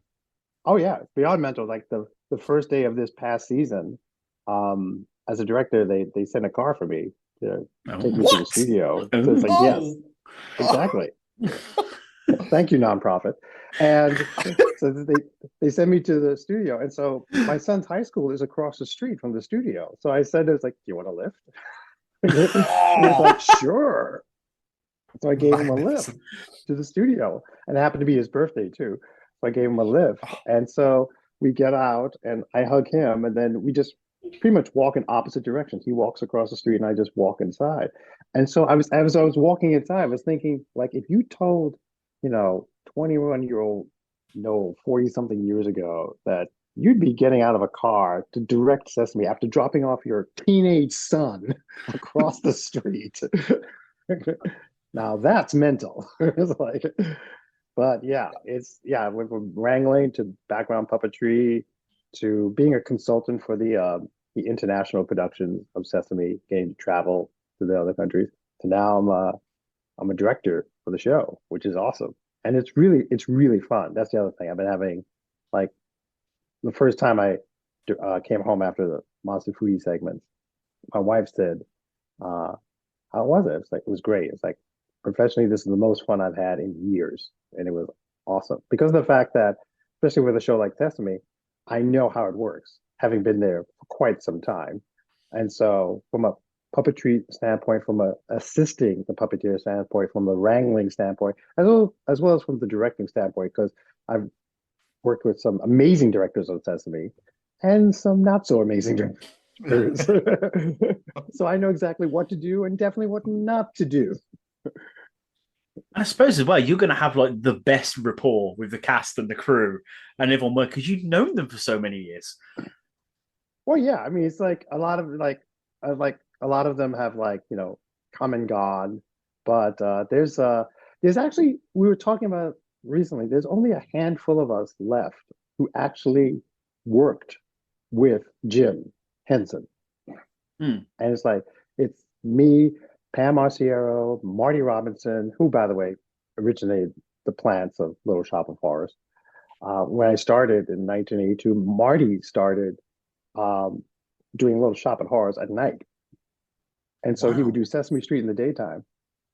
And then he would go and do Little Shop at night. And it was him and puppeteer Lynn Hippen doing the plants. And so the majority, it was pretty much like Marty and Lynn would assist.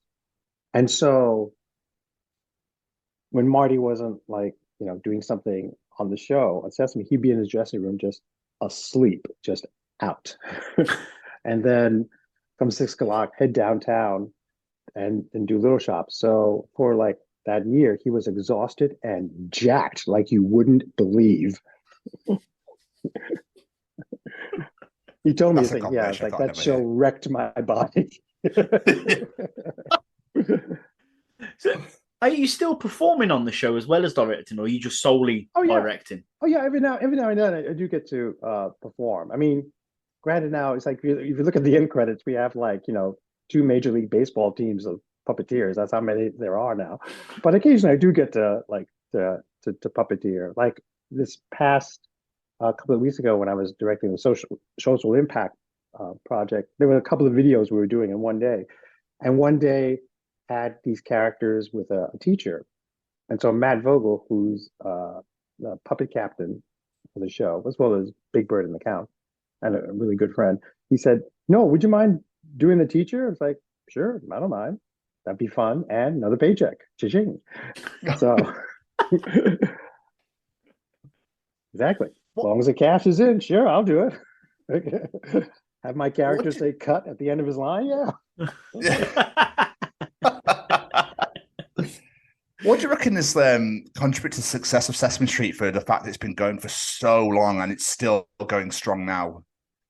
Oh yeah, we're currently airing season 53. We just wrapped season 54, and they've already started work on the curriculum and scripts for season 55, which will start later this year. And so it's Sesame. There's this great documentary it's based on the book. It's called Street Gang, the story of Sesame Street, how we got to Sesame Street. And it was a book by Michael Davis, and now it's a documentary. And here it's seen on like HBO Max. And it's great. And it just still tells the story about how this show started. And it's one of those shows where you just won't ever see this kind of show again. Certainly not longevity. There will never be a kid show that will be going on for 55 years. But the fact this was a very special show that had never been done before. And I remember when I was a kid, there was on a Sunday night, there was a half-hour show hosted by these two puppets, one who had the head of a football, the other kind of like the head of a banana, named Ernie and Bert. And they talked about this brand new show coming on tomorrow morning, and they showed scenes from it.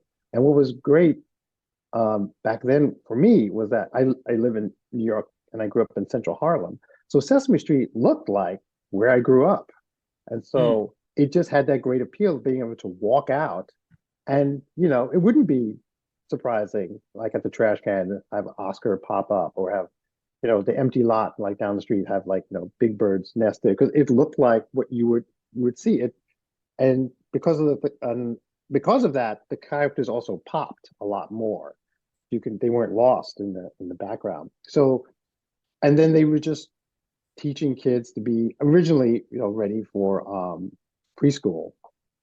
And we still do that, but we also touch into like, social issues over the years that have been necessary because the world that kids are growing up in just seems to get more and more complicated each and every day.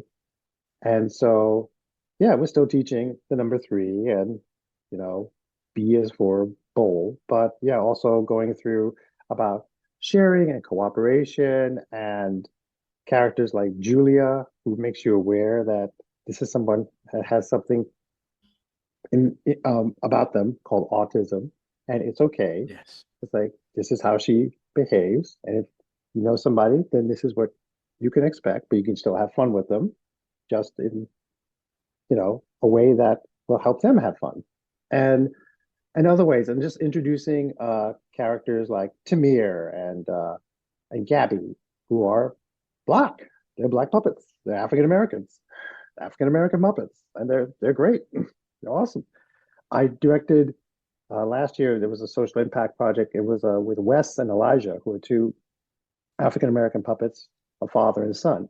Elijah's the dad, Wes is the son, and there was this whole segment that the puppeteers came up with that takes place in a barbershop, and you can see it on YouTube, Sesame Barbershop, and it's great. It was like they were there, and we auditioned an actor who was Black, and he was the barber, and we had another Black Muppet, and Roscoe Ormond, who was Gordon, he's in it too, and a friend of mine who's Black told me, "No, this was fantastic. Sesame hasn't been this Black since 1974," and so he loved it. People really, really love it. It resonated so well. In fact, in order to get the look of the barbershop, we were going back and forth about it and suggesting that maybe there'd be like photos in the back of like people from the past. And so I took like 2 of my ancestors and like posted it like with little photoshops. You mean something like this? And it was like, yeah. And it's like, could we use those photos? I was like, oh, sure. So my great grandfather and great grandmother are on this wall with Gordon sitting in front. That's awesome, though.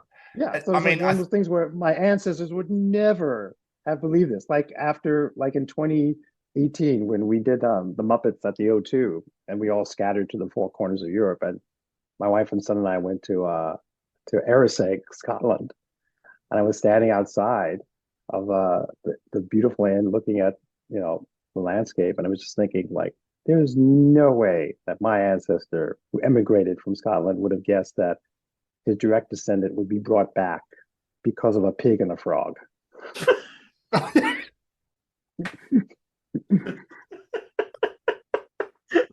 That's a great way of putting it. It's like, hey. I mean, the fact that obviously you're addressing real world issues and things that are going on, and like you say, like kids' lives. I mean, I would hate to be a child now, like with all the technology and everything going on, and it's just there's so much. I wouldn't say pain in the world, but there's just life just seems to be a lot crazier than I remember it being. And the fact that Sesame reaches out and addresses those issues, we will get to it. Funny enough, I was reading your book, Noel, and there was a story you wrote in there about is it your Will Lee who played Mr. Hooper? Mr. Hooper. That was it. Yeah. Right. Yeah. Sorry. That was a very good mimicking. Big Bird reference because he also Yes. gets the name wrong all the time. So that's great. I'm so glad you picked up on that. 5 points Gryffindor. Yeah. Woo! And obviously, sadly, he passed away, and he was like quite a big mainstay character. And instead of going like, you know, when he was like, "Oh, what we're going to do with this," the fact that you addressed the fact that he'd passed on and everything, and it got recognized all over the world near enough, I think is absolutely amazing. And that's why I think cement Sesame Street is such a massive show, because you address real world issues. You don't ignore, you know, it's not like, oh, they're kids, we can't talk about this. It's the fact that you go, well, this has happened, but let's find a way we can talk about it in a way that they're going to understand, and we're not there going, it's not too over the top, I suppose. I couldn't think of a good analogy for it, but yeah, the fact that you're addressing these issues, I think, is absolutely superb. Oh yeah, I mean, they took the time between seasons to figure out like what to do about Mr. Hooper, and then they decided like, what if we actually explain that he died, which is very respectful towards the audience and also respectful to the memory of Will Lee, rather than say Mr. Hooper moved away or to recast him. And so again, it's like, and that had never, ever been done on a children's show before. And so they did this. And people talk about like the segment where Big Bird finds out or is reminded that he died and what that means. But before that, there's this other segment that happens where Gordon's standing and he's reading a newspaper, and Big Bird suddenly walks by him backwards with his head between his legs. And Gordon says, "Big Bird, what are you doing?" He said, "I'm walking down the street with my head between my legs." Like, why? Because. Just because? Yeah, just because. And he's like, "You want to join me?" And so Gordon puts it down, and like they both go walking out of frame with their head between legs and all that. So then other things happen, you know. And then that's when the scene comes where Big Bird has all these pictures with all of his friends that he gives to everybody in the arbor. And the last one is of Mr. Hooper. And can't wait to give it to him. And they say, "Big Bird, don't you remember he died? He's dead." And Big Bird's like, "Oh, right. Yeah, you did tell me that. Oh, well, I'll just wait till he gets back." And that's when Susan says, "Big Bird, when someone dies, they don't come back." And he says, "Ever?" Like, "Ever." And he gets very upset and says, like, it's not fair. Why do people have to die? And then Gordon says, "Big Bird, people die because." Just because? Just because. And he says, like, "Oh, I'll miss you, Mr. Looper." Like, it's Hooper, Big Bird. And then it goes to something else. And then for the very end of the show, that's when a neighbor who we've never seen before, but comes home from the hospital with their brand new baby. So it kind of has that nice little circle of life moment where like life goes on. But again, it's like one of those things where it's like Sesame had no show had ever done it. And Sesame was just like, yeah, let's do it. Let's try this. So, and really, really carefully worked it out so that the basic of death means that when someone dies, they don't come back. Something that, you know, a child could really understand. Yeah. And obviously just massive respect to Mr. Lee as well, who sadly passed on. So, yeah. Oh, yeah, exactly. Yeah, he was like incredibly, it was like the Muppets and Mr. Hooper were so recognizable because also the fact that Will Lee, he was an older man. He was a genuinely older man. He wasn't in makeup. He was an older man. And again, you didn't find that a lot on kids shows. It was always like, you know, fairly younger people. I mean, we had Captain Kangaroo, but for many years, Bob Keeshan would just like put a mustache on until he just started aging into the character. But Will Lee was genuinely an old. No, it's true. Like, I heard him say, like, at one point, he didn't have to put on makeup anymore. He just looked like that. But Will Lee was a genuinely older man, and that also was great to show like generations for kids. And there was for this memorial, there was a segment that Will Lee did as Mr. Hooper, talking about when he was little and showing his family album of how he would help out his dad at the store, and now like he owns the store, but just showing that sort of generational thing, which you don't get a lot too much of these days.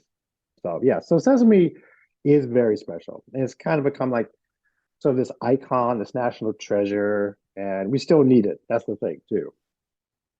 And probably always will. Yeah, Yeah. exactly. Beautiful.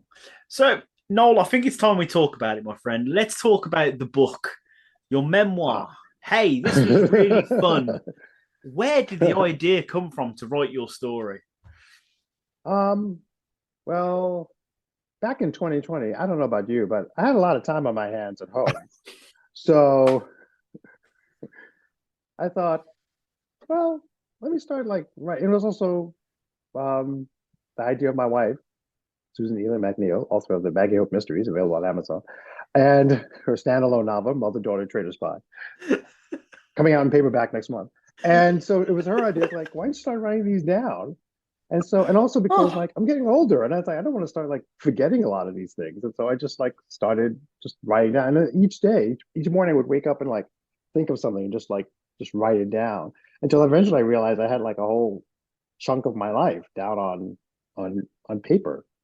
And so it was also going to be a nice little way to give something to my son, here. It's this is what your dad did for the majority of his life. You wiggle dolls. and so I decided to do it, and then I did it myself, through Amazon self-publishing.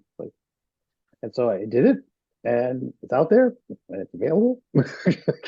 And now what's nice too is that I'm about to do Comic-Cons again, because that was the thing that really just bit into fun, thanks to the pandemic, was doing Comic-Cons and going out and meeting people, seeing the cosplayers. Cosplayers are amazing. Some of the stuff they pull together is absolutely amazing.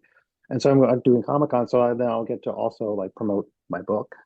I'm doing Comic-Cons here, and fingers crossed, the guy who I work with, Tim Bending of In-Person Productions, he books the Comic-Cons for me, and fingers crossed, he's working on one possibly in the UK for this year. So yes. Hey.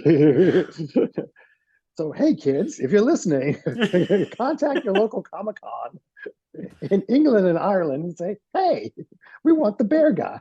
We want the bear guy. The bear guy. The bear guy. Yeah. Wait, everyone knows the bear guy, don't you? You know who the bear guy is. The bear guy. That would be the sequel series, The Bear in the Big Blue House. The bear guy. Hey kids, it's time for the bear guy. It's a bear guy that lives down the road. Exactly. It's like I can imagine that bear guy.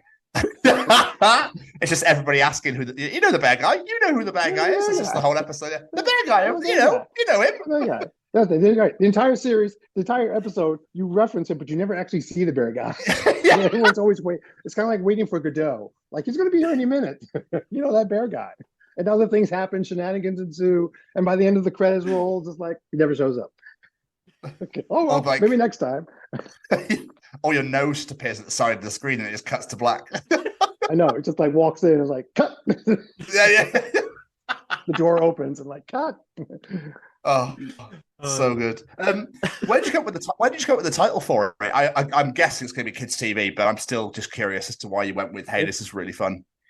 It's specifically from Bear, from the Goodbye song, because the first line that Bear sings is, hey, this was really fun.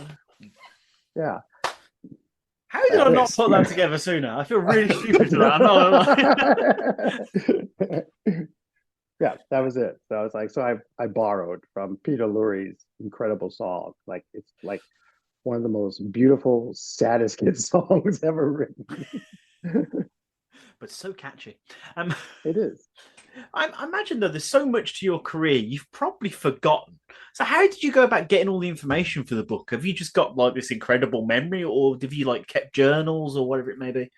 I just started remembering stuff I did, and then I would tell friends, and they would add to it, oh, but yeah, and we also did this. I was oh yeah, you're right, we did do that. Or to say to my wife is you're going to tell about this, and I was oh yeah, I should tell about that, and just because again, starting to forget things.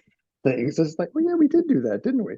And so I would just put it down, and even at the end, I kind of tease that There are a lot more stories because as the books come out, people have told me more things. So it's like I've teased in the books, like, who knows? Maybe this is volume one. And like maybe there'll be more stories. It's like, let me know.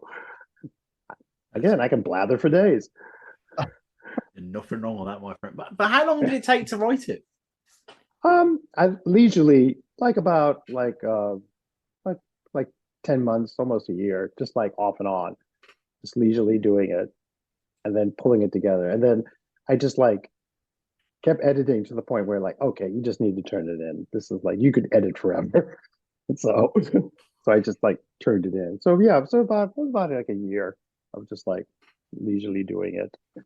It's good. And, it was fun, actually. That's the other thing. It was fun. I can imagine though, like you were just saying there with editing, it must have been a bit of a nightmare to edit down because you got to try and not make this War and Peace, but you've got so many stories from like 40 years, literally 40 years on Sesame Street, let alone anything else. So, the amount of stories you could put in there. Yeah, it's just like I really was picking and choosing like what to put in, what to leave out. My really good friend who's in the book, like one of my best friends, Jim Krupa, who's a puppeteer. I met him in college and we've done shows together. And Jim always had an idea for his memoir where it would be like one side would have like all like the fun, good stories, but then you'd flip it over and then you'd get the dark versions of the same stories of what really happened. Which I said, Jim, that's actually brilliant. No one's ever done that. So it would be your choice to read like the good stories or the real story. The showbiz story or the reality story? Yeah. Exactly. So I told him, like, that's actually really clever. No one's ever done that. That'd be really good. Really good idea. I like that. Yeah, a really good idea. So yeah, so it was like it was really fun, like writing this. And again, just like editing it down, just like wondering what to put in, what to take out, trimming some sort of trying to have some sort of like flow to this, not like meander. So I kind of broke it up into 4 parts. So like the first part is pretty much like my childhood and how I grew up and like, who is this guy? And then it goes into my early days from college into Sesame and then into other shows and movies and then just before I turned it in, that's when I started doing Little Shop.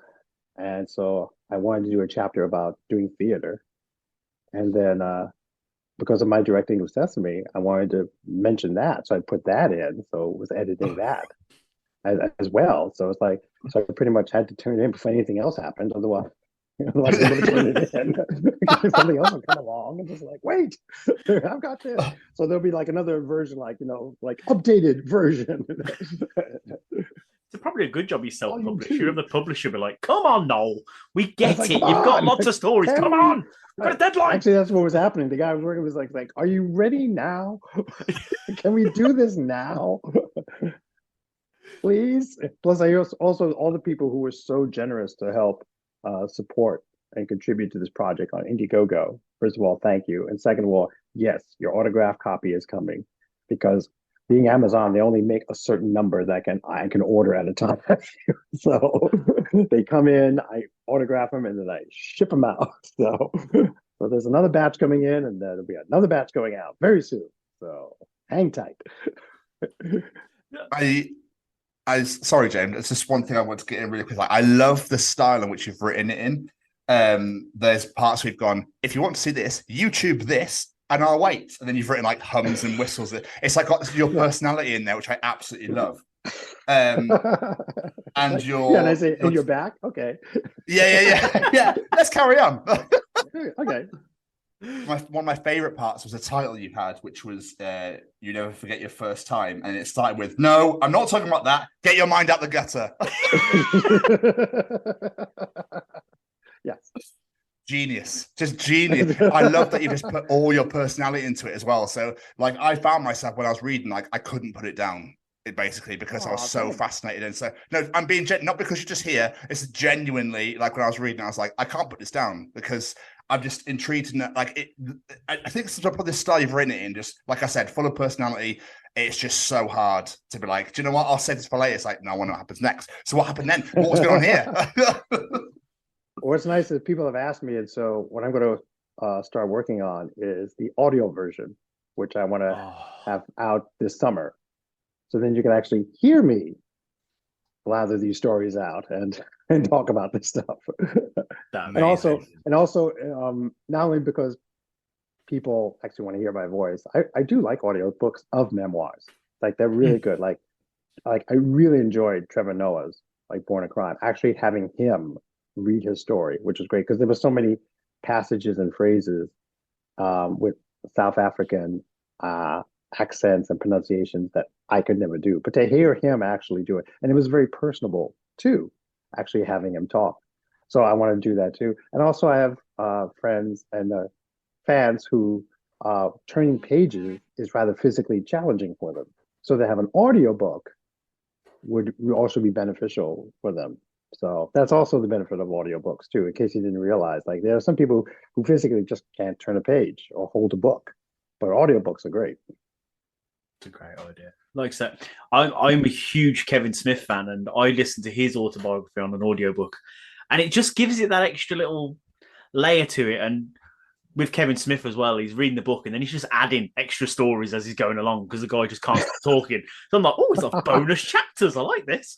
I was like, oh, wait a minute.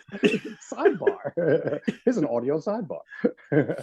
Maybe I'll do that. That's actually a good idea. I was just like, footnote is like, by the way. It's great. Have a little audio effect, like ping. Here's a little side note about what I just heard. Yeah. When you hear this sound, it means Noel's had an epiphany. Exactly. Now back to our audiobook. So, for those unaware, I don't know if Noel mentioned it once or twice in this interview, that his wife is also an author. Yes. In case you didn't realize. In case you didn't realize. See, I did put the plug in there, but you beat me to it. And how much advice and guidance did she give you during this process? Oh, he's gone. He's gone to get a book, hasn't he? Okay, I'm back. Sorry. Go. You'll edit that part out. Okay, go. I was just saying, like, with your wife being an author, how much advice and guidance did she give you during the process of doing the book? It's like she's always like been encouraging. I always say that, you married a guy who would run around in a bear suit. If that's not love, then nothing is. So that's like true devotion right there. So she's always been encouraging all of my career, my endeavors. It was like her idea. My other two books, 10-Minute Puppets and Box, that was her idea. And it's my craft books of like how to make a puppet in 10 minutes and what to do with cardboard that comes into your home. But she said, like early on, she said, make it for people like me, people who are not crafty. I am not Martha Stewart. So when I would do 10-minute puppets, I would like do instructions and all that, and she would take it and look at it and just like cross that out, cross that out, cross that out, and then hand it back. Till it got to the point where I would like show it to her. She wouldn't even touch it. She would just look at it and just say, simpler. Just and I would go back and like cut some things out, and I would just show it to her. She's like, simpler. Like, okay. Like, yeah. So it was like she's like she's really great at like character development. So it was like basically think of yourself as like a character that you're reading, except it happens to be all true because that's why in terms of like the structure. And also I edit her stuff too. Like she's currently writing Maggie Hope number 11 in her series, and so I will edit stuff for her. And so I keep in mind like how she has the plot flow and like an act 1 and act 2 and an act 3. And so I was trying to keep that in mind for this, like an act 1, act 2, even though there's 4 parts, like act 1, act 2, act 3, and like wrapping it up. So yes, she's been like very, very supportive. That's amazing. So what feedback have you had on the book so far? I know Tom's just given a gleaming review of what he's read so far, but what other feedback have you had? Only 2 reviews. It's like, if people like it, please go on Amazon and just like add your review to it, because they notice stuff like this. So I've gotten feedback saying people like love the book. They just love reading it, love finding out more about me. Stories that like one of my best friends, he had no idea about like the guy I knew in high school, and the tragic end of that. Somebody else on Twitter said, I've just read page 98 and I want to give Noel a hug because that was an encounter of something I saw in South Africa in Soweto. So it's just like, so people are reading it and they are enjoying it. So I'm glad people are actually enjoying it too. And I wanted to come out in time for not only Bear's anniversary, the 25th anniversary of Bear, but the fact that it's finally back on the air and on Disney Plus, which is great. So, oh no, you just segued into my next part so beautifully. That was amazing. The flow. I just want to jump in really quickly because I've still got book questions I want to ask. Sorry, Jamie. No. Well, you were saying that people wanted to give you a hug when they read page 98. When I read, I found your mum and your grandmother inspiring. And I thought it was incredible how they always had your back and they always had you no matter what. And then when you wrote the story about your grandmother, when she passed away, when you were there, I actually cried for you. I actually got really, I found myself being like, oh my God, like I like the emotion hit me quite hard. It was really like in a really odd way, because obviously I didn't know your grandmother. But the way you've written it, it was just so beautiful. And I love that the fact that your mum was just so supportive. And it's like, I think you mentioned in the previous interview we did, when it's like, you want to be a puppeteer. She's like, cool. So what do we need to do? Yeah. What do we need to do? Like, that's all she kept saying. Like, so what do we need to do? Like, I just found that, I just think that they're just heroes from reading the book, just both absolute heroes. Yeah. I've lucked out by having two very strong Black women like raise me. And the fact that they were so supportive, and my mom in particular, who always said, like, don't get a job. You can always get a job, get a career. And so she was just very supportive. And let's face it, reaped the rewards of that with the many little trips I did as Bear and coming onto sets and enjoying craft service. So it worked out for her benefit too. That's beautiful. I love that. But obviously, you just mentioned it then. Bear is back. Disney has finally saw sense and brought Bear onto our screens and uploaded it all to Disney Plus. How happy were you when this happened? Well, it was like, first of all, it's like for years, people on social media have said like they should put Bear on Disney. It's like, you should tell them to put Bear on Disney. Can you put Bear back on Disney? As if somehow I had control over this. A couple of times I answered, if it was up to me, it never would have gone off the air. So the fact that I have this power is adorable, but I don't. I have squat in this decision making. And so that's why it was actually on my birthday last September, and I was taking a walk through the park, and I got this notification on Twitter, and somebody saying, "No, congratulations on Bear." And it was like, immediately, what? And I just looked, and it was just Bear's coming on Disney Plus, October, 19th, and it was just like, nah. So I Googled and just checked another site, okay, let me check one more. So I checked 4 different sites, and I was just like, okay, this actually seems legitimate. And so that's when I just said, okay, I guess it's actually happening. And so that's when I went on TikTok. I did this quick little it was 10 seconds. And it's just guess what's finally coming on Disney Plus? And it had a little Bear theme underscoring underneath, and it just went viral. It was insane. People just went nuts over it. It was incredible. And I just kept building up to the fact that, yep, it's coming. And it was officially announced, yep, it's coming. It's coming out. And then when it came out, apparently for some reason, there's 7 episodes that aren't included. So now I'm getting, it's like you should tell them to put the 7 episodes on. Yeah, I'll do that. Let me write that down. Thanks for reminding me.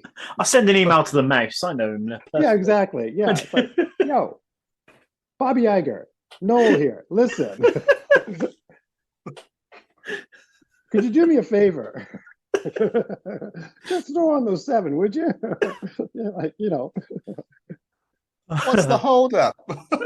Exactly. Don't you know who I am? Star Twinkle 1047 on Twitter really wants these 7 on. Would you mind? Could you be a pal? They'd really appreciate it. Love you. Mean it. I love that you did a book signing and you had a puppet of Bear on your hand when you were there in New York. So yeah, that was absolutely amazing as well. Because for a brief second, I was like, I thought the suit was gone, and then I realized it was a hand puppet. I thought Bear was bigger. Yeah, it's like bigger. Did he have legs? Wait a minute. It's like, yes, it's a lie, kids. No, it was like that. It's a puppet of a puppet, which first of all was very meta. A puppet of a puppet. But it was a puppet built by my dear friend James Voital Jr., who was one of the people who built the original Bear. He built one of the Bear heads for the TV show. And it came about because our friend, another dear friend, Paul McGinnis, was marrying and is married to Haley Jenkins. And for the reception, Paul asked, could me and Peter Lentz and Tyler Bunch, who were Pip and Pop on Bear, could we sing Otter Love for the reception? Because Haley was one of the puppeteers when the Bear show was at the Disney MGM studios in Orlando at Walt Disney World. And that was her favorite song. And I thought, yeah, we could absolutely do that. And I thought, well, it's kind of weird for 3 guys to be standing up there in suits doing these little voices. Let's make it more entertaining. So I thought, puppets. Let's do it with puppets. So I made a Pip and Pop puppets for Peter and Tyler. Then I thought, okay, I'll make a puppet of Bear for me. How do I do this? So I got the fur, and it got delivered. And then when it came, I just started texting James, like for half an hour, like, what should I do first? What should I do first? Okay, so when I do this, what do I do next? To the point where James said, no, just send me the fur. It'll be a lot easier. And I did. I sent him the whole thing. And then the morning of the wedding at the hotel, got a knock on my door. And James came in with this big black laundry bag. And I opened it up. And it's the most gorgeous thing. I never could have done this in a billion years. Never. It's like he went above and beyond, because James it's like, it doesn't matter. It's like, it doesn't matter like how much he's getting paid for something. He'll always do more because he has to like look at it. He has to say, yes, I made that. And he did this for free. And it's just the most gorgeous thing I've ever seen. And it just like helps keep like that whole spirit of Bear going, which a lot of people have credited me apparently for like keeping Bear alive until it finally got out on Disney Plus. With the TikTok. Again, during the pandemic, like my son said, nope. He said, Dad, you should go on TikTok. Like, what's a TikTok? And then after like, a patronizing 30-second explanation only a teenager can do, he said, you should use a Bear puppet. Like, why? Well, millennials love Bear. I was like, so I did. And then I just like started doing these things to the point where like early on during the pandemic about washing your hands for 20 seconds and singing a song. So Bear and I did a little video, which got the attention of BBC World News. And I got interviewed on BBC World News with Bear. Amazing. Yes. Ironically, the presenter who interviewed me, she had no idea who Bear was because she never grew up with the show. Oh. She never saw it. Everybody else in the studio knew it and had to explain who this was. She was like, oh, okay, charming. So it's like it's nuts. Of all the news stations, of all the places in the entire world that could have picked that up, it was BBC World. Like, yes, right, it could have been anyone. Yeah, nuts. It's like really. It's like, oh yeah, so yeah. Okay. So I was up at like we were chatting at like 7 a.m. my time. BBC World News. Yeah, it was great. But yeah, it's like, and because of him, I've gotten to do like stuff on TikTok, which people have enjoyed. I'm on Cameo, and so I do little requests for people for birthdays and anniversaries. Now coming up Mother's Day, and I used to do with birthdays. Used to be people, and still is, people who grew up with Bear. And now I'm also doing cameos for people who grew up with Bear, whose children are now watching Bear. Yes. And so kids who are turning like 18 months or 1 or 2, and could Bear say, hi to them. So it's like whole new generation. So which is really gratifying too. I was gonna say I can only imagine these people that loved it are now showing it to their kids, because I did it. I showed my daughter as soon as it came on. I was like, the day it came out, I was like, "Come on, Olivia, I'm going to teach you all about Bear and his big blue house." I can't get her past episode 2, I think it is, because she loves episode 1 so much. So I can watch Bear and just watches episode 1 again. She absolutely loves that first episode. I don't know what I can't get. Explain it. You know, there's more episodes. Yeah, you know? she's like, I want to watch the Shadow song. I'm like, there's more Shadow songs. Let's get further. Actually sings a different song. Yeah, she has her own song. It's called Shadow's Lullaby. It's gorgeous. Tara Mooney has a gorgeous voice. It was my suggestion. We need to hear Tara's voice. There's a whole show about nighttime, and Tara sings the song. Like, I've even put the next episode on, and she takes the remote off me, and she's like, "No, first one." Come on. But it is cute when she's like starts sniffing up to the screen. She's like, "Oh, it's you." I'm like, "Yeah." I'll get her eventually. I'll get her past that first episode eventually. I swear I will. People have shown me clips of their kids like watching the first episode. It's so funny because I can't watch the first episode because for me it's just like, no, I got so much better. No, not the first episode. No. Skip to season 3. It's like it's so much better. It's like, don't look at the first episode. I can't look at it. And I'll see the scene of him doing it. It's like, I'm like, oh no. I was like, no, it's just That's all I got to do now. I just turn around to tomorrow and go, we have to watch past season 1 because Bear told me to tell you he gets better. It gets better. It gets so much better. Trust me. There are other characters. Have you watched any of it back since it's been on Disney Plus at all? Actually, on Christmas Eve, we watched the first part of the Christmas episode, the Christmas Eve episode of Bear.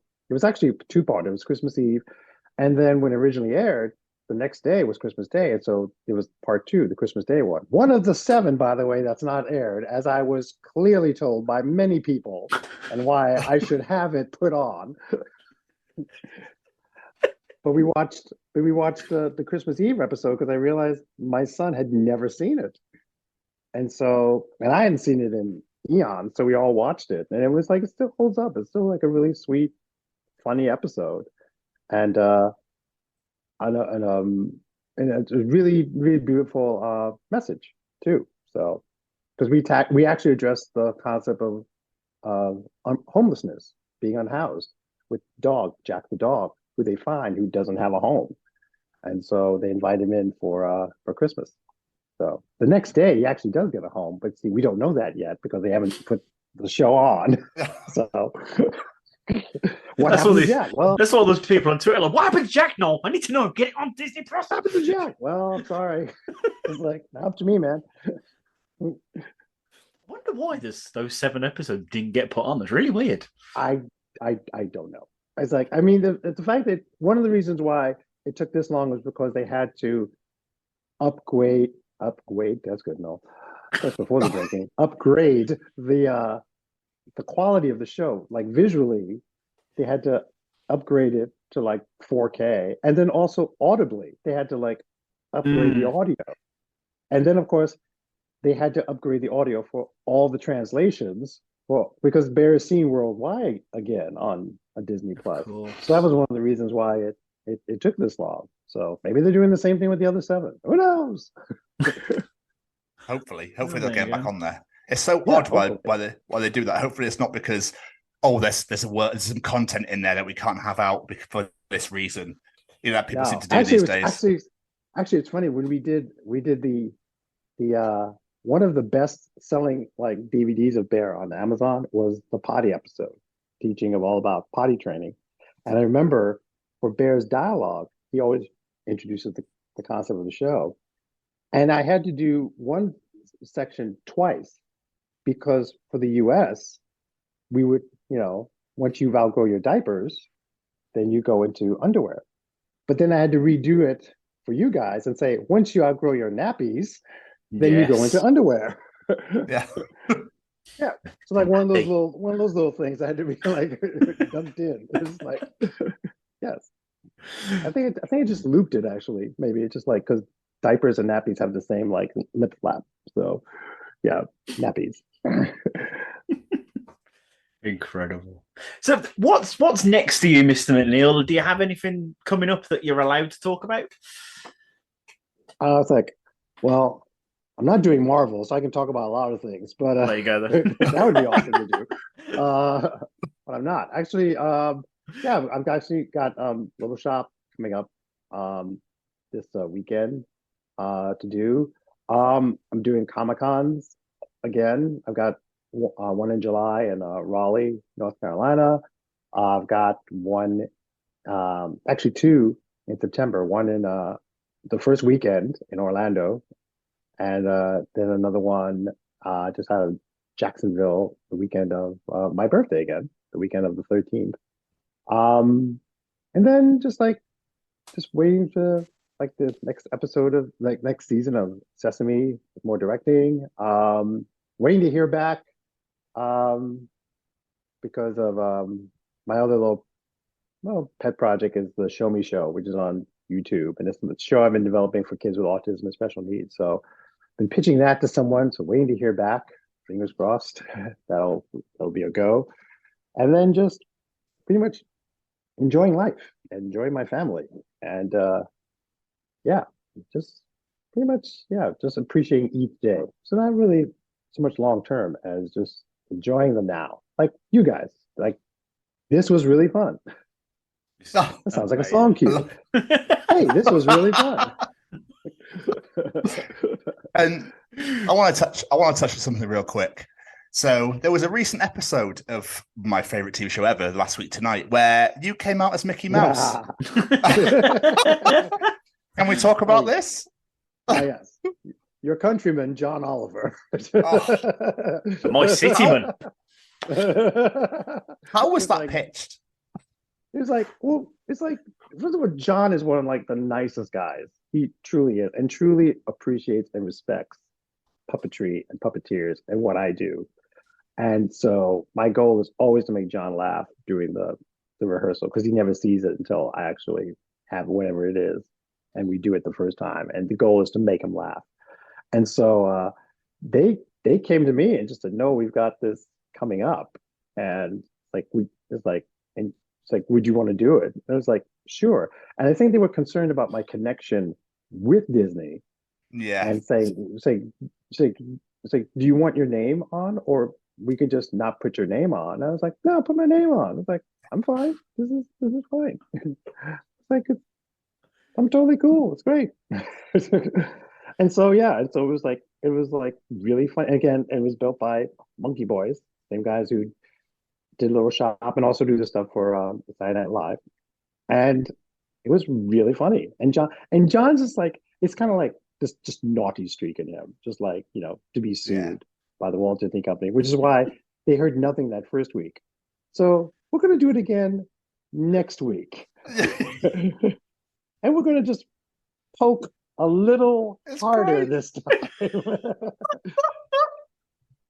But it's like they haven't done anything. It's like pretty much just like even legal knows that. I mean, that's why they were able to do it, because legal was like, no, they're not going to sue us. It's fine. It's like, go ahead. It was amazing. Yeah, but it was really funny. So I told John, I was like, so 10 years of being ridiculous mascots has all resulted in this moment, hasn't it? He said, absolutely.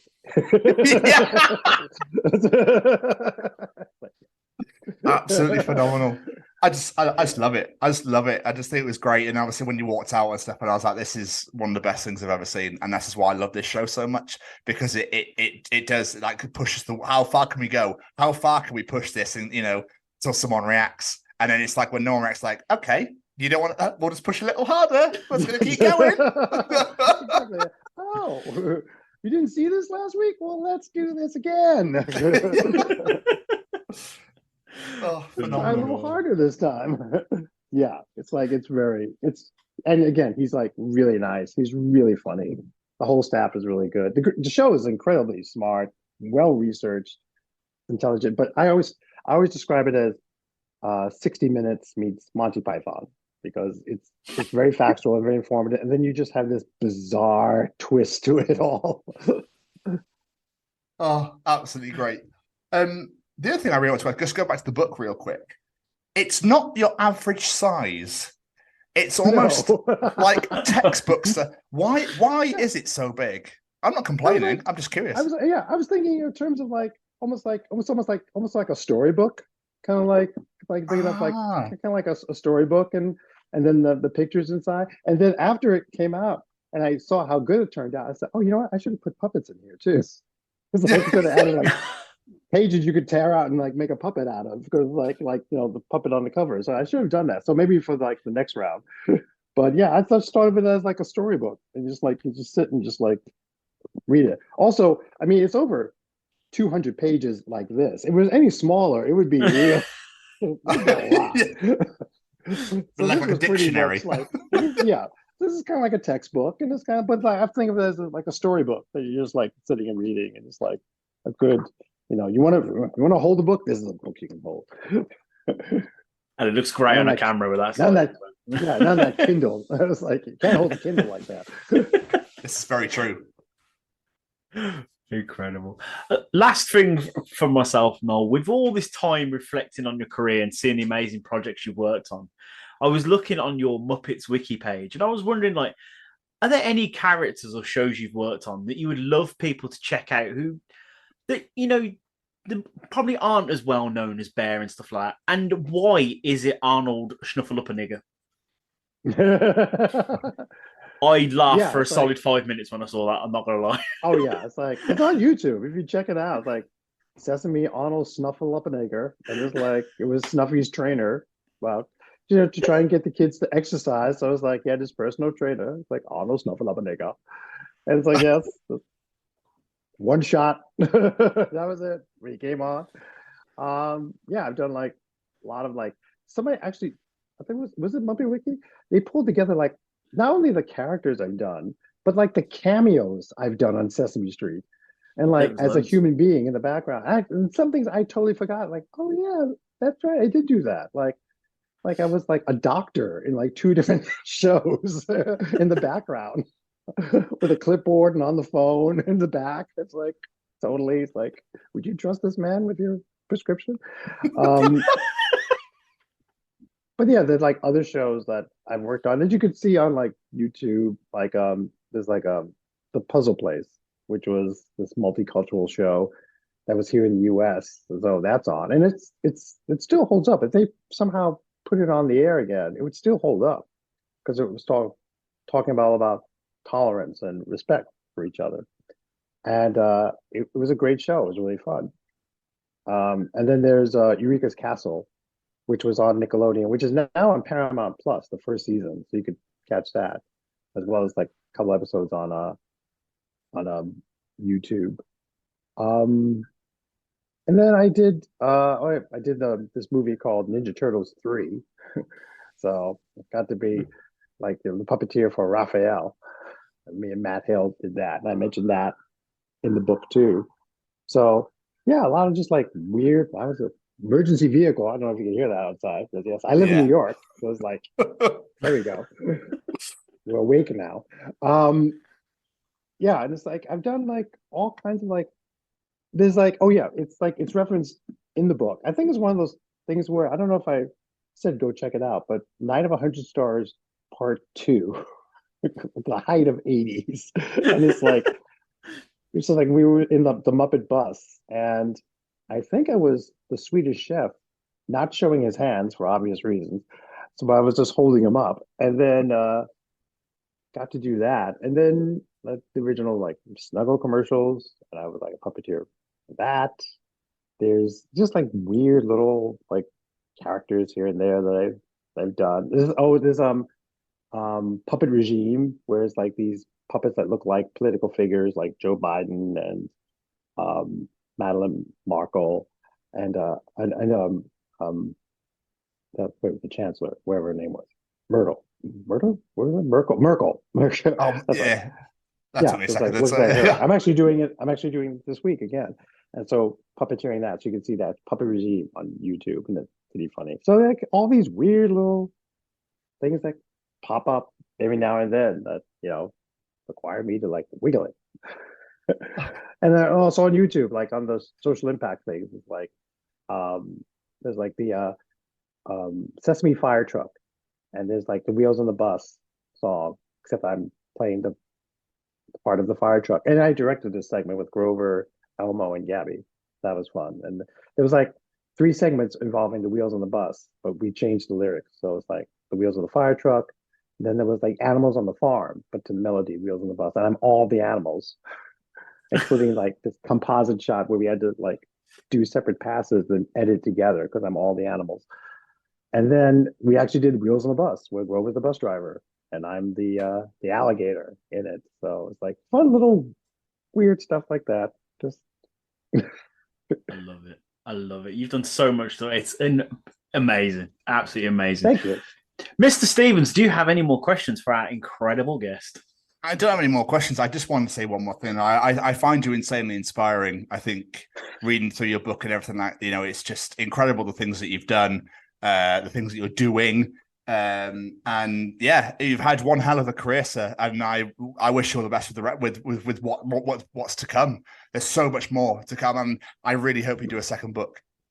Thank you. It was like I remember there's the great book that George Burns wrote called All My Best Friends, and he talks about all the people he worked with in the show business for like 90 years. So I was thinking maybe like a similar thing, like all the people I've worked with, all my friends, and all the celebrities I've gotten to work with as well, because like it's just like between the shows that I've done, it just like runs the gamut of like the people that I've encountered and been very fortunate to work with, and just like I think trying not to take it for granted, like really being appreciative. Like that day I directed Sesame, the first day, it was my son's birthday, and so I had the puppets in my iPhone wish my son like a happy birthday. Oh. And when I got home, his girlfriend was over, and so I showed it to them, and my son is just like, he's smiling because he's like, oh, it's really cute. His girlfriend was like this. It's like just her jaw was on the floor because she couldn't believe that Elmo and Rosita and the Count are all saying specifically "Happy Birthday" to my son. He was just like gobsmacked. She couldn't believe this, and so I was like, and so seeing her reaction, I was like, oh yeah, this is why I do it. Yeah, there you go. Like, this is why. Yeah. So it was awesome. It was great. And like, I really appreciate you guys like having me on. Hopefully, maybe if I do this con in the UK, you can come by. Oh yes, yes, please. Yes, oh, we yes. will definitely be there. We will definitely be there. And again, first round is on me whenever I see you guys over there. So, oh too yes, kind, sir. Gonna hold your tap though. Don't. Now, when you say first round, you say first round for Jamie, and then another round for me, and then yeah, that's a good point. Yeah, exactly. First round for this side of the pub, and then second round for No, man, this has been absolutely amazing. Thank you so much for coming back on, man. It's been an absolute pleasure. I've really, really enjoyed it. Thanks so much. Have a great like rest of the time in spring into summer. It's like I don't know what plans you guys have, but I'm looking forward to warmer weather now. Oh yeah. Yes. Yes. Absolutely. Before you do get out of here though, is there any plugs that you'd like? Any plugs at all that you want people to go and check out at all? Any social media, any websites?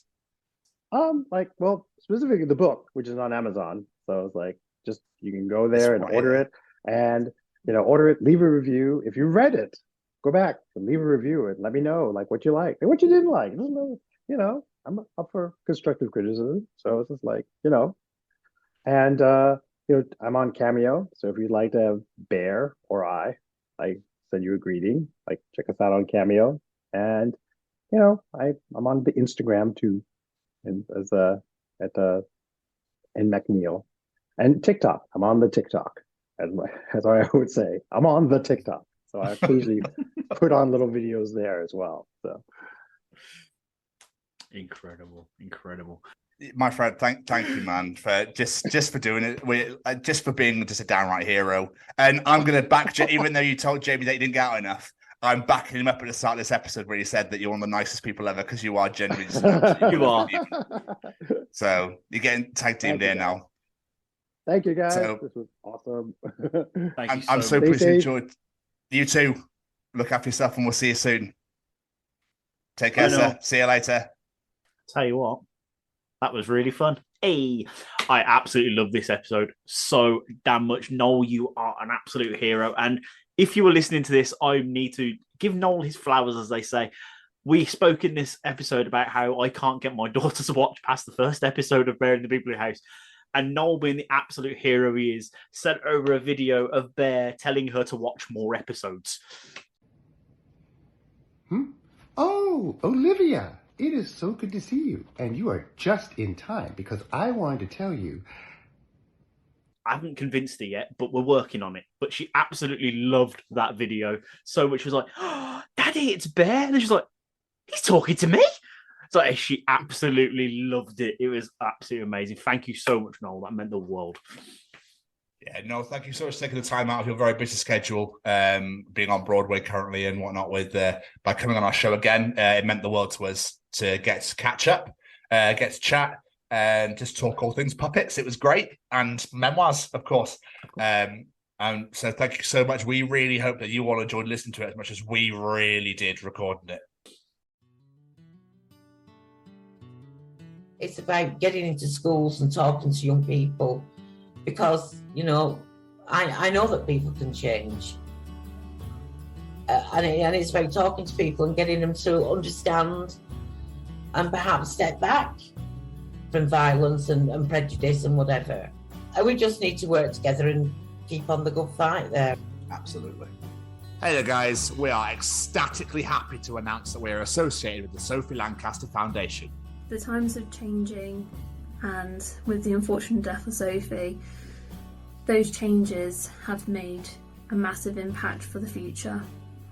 If Sophie was with us still today, I can guarantee what you are doing will still be reaching so many lives of young teenagers, young adults, and those who wish to be as different as possible. So thank you very much. To find out more about this incredible foundation and all the work they do, and more importantly, how you can help, head on over to www.sophielancasterfoundation.com. Mr. Stevens.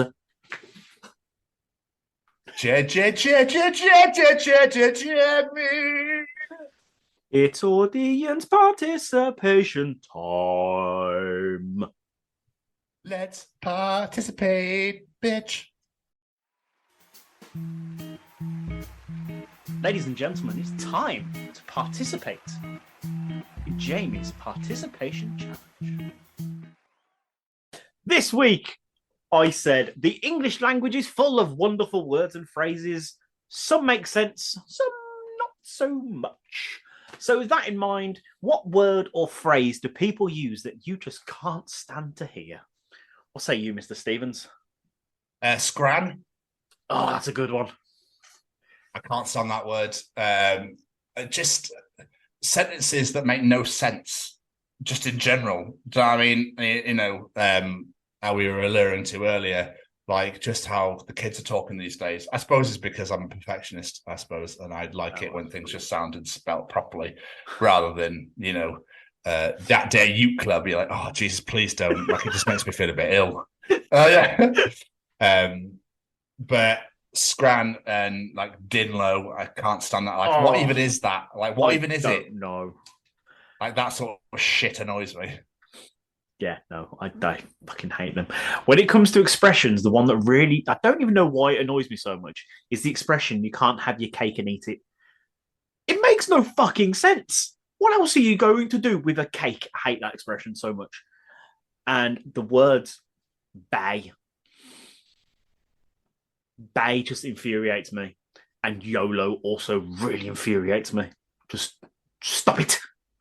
So, Bay infuriates you, but Bay is even better. Yeah, but that's Adam Cole, baby. Come on, that's completely different. 2 bays, absolutely fine. 1, absolutely not getting the bin. Not at all, get in the bin.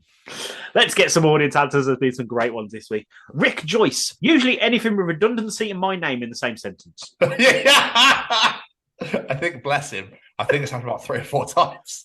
I think he's getting a bit sick of it. Yeah. That's got to be some sort of record. Oh, I love you, Rick.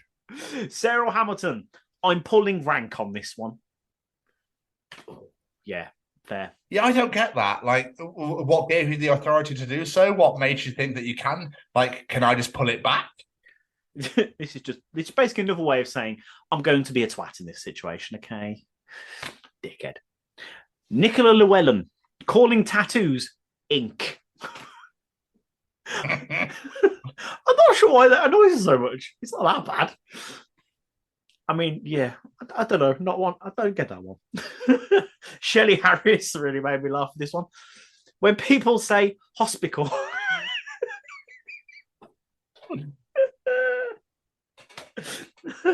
I can't remember the last time I ever heard anyone say hospital. I've been giggling since I read that earlier today. Tim Finch. Tim Finch is getting very angry with this one. The word snowflake. It's such a weak insult. Most of the time, it's used in the wrong context by the less intelligent who have been taught the world by blindly following the likes of Farage and Trump. My general response when someone says snowflake to me is to laugh in their face and say, is that all you've got? Just use a proper insult next time. Yeah, I hate the phrase snowflake. If someone, just no. Just no. You're not a snowflake if something upsets you. You just have feelings. Dickheads. Annie Maguire. Smile, it may never happen. Yeah, I hate that one. Yeah, that's normally aimed at women by blokes, isn't it? Yeah. That want to try and get in and get involved in the conversation with them. So that's what they say. They think it'll get them away in. And it's like, do you want to just fuck off? It may have already happened, mate. And she stood there thinking about it. People go through shit, which they don't share with everyone. Piss off. Kirsty Darby. Bay. See, me and Kirsty on the same wavelength. And she also says, and hey, pal. What's the matter about hey, pal? Hey, shit, annoys people, mate. People go through things. No. Yeah. Oh, I get it. It's just sort of like, I didn't expect to see that. Speaking of words I didn't expect, this one got me really, really mad. Zara Lavender, gusset.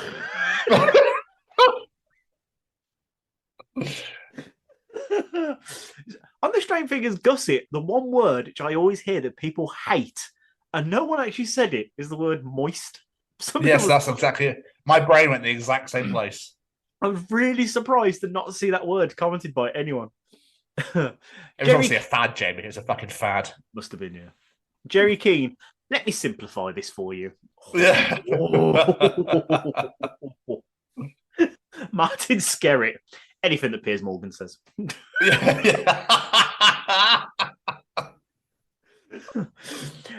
Graham White, I know you're busy. Yes, go away. I'm busy. Don't give me more things to do. I say that all the time. I know you're busy right now, but can you just help me with this? No, I can't. I'm busy, like you said. Rosie Rowlands, I'm not racist, but no, you are. Yeah, I don't get that. You are racist. There's no but. But you're about to be. Yeah. I'm not racist right now, but give me 2 seconds and I will be. And I'll fuck that up for you. Lisa Ems, just K. Are you that lazy you can't put the whole word? Just K. My ex used to do that. I'd send her this long message about stuff and I'd just get K. I was like, I'm gonna no. Jojo So Crafty, I'm gonna guess that's not a birth name, says, where do I start? What goes around comes around. You can't leave that body there. It was her, officer. Which is so annoying. Nina Hewitson, when someone says, who do you think you are? Really pisses me off.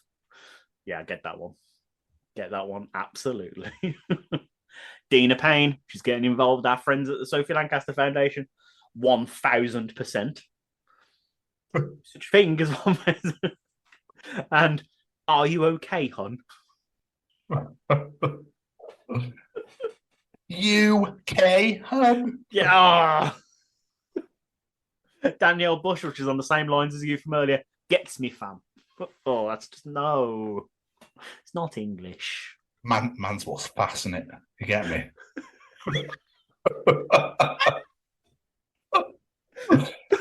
Phil Close. Is that it?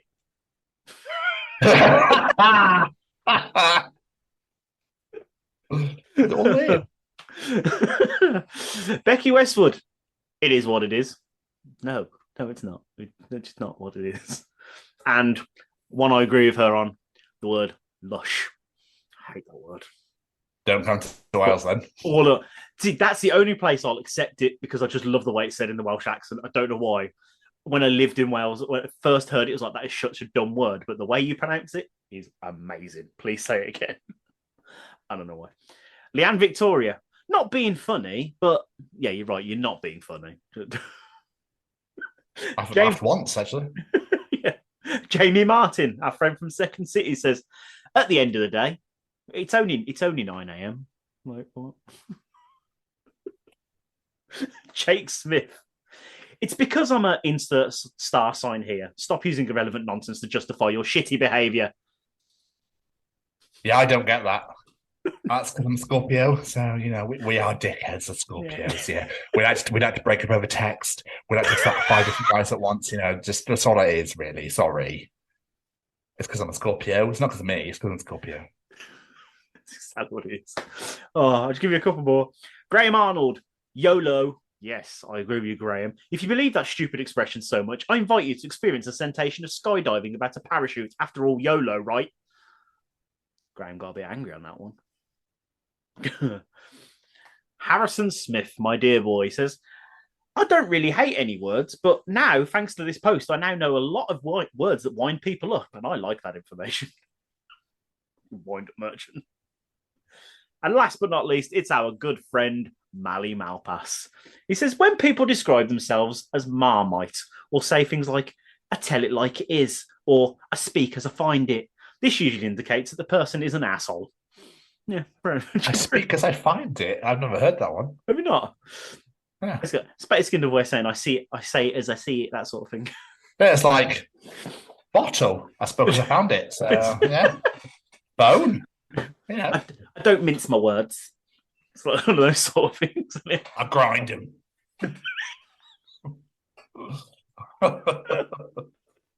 I'll get back in the dungeon, Phil, for fuck's sake.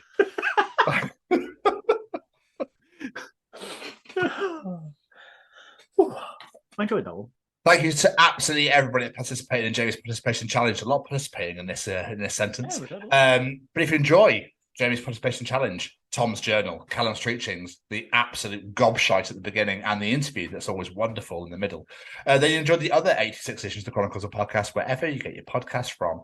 Google, Spotify, Apple, we really don't care. We just really appreciate you listening to us. So thank you very much. Obviously, we do care, but not where you find us. Just find us and listen. That's all we want you to do. It'd be graciously appreciated.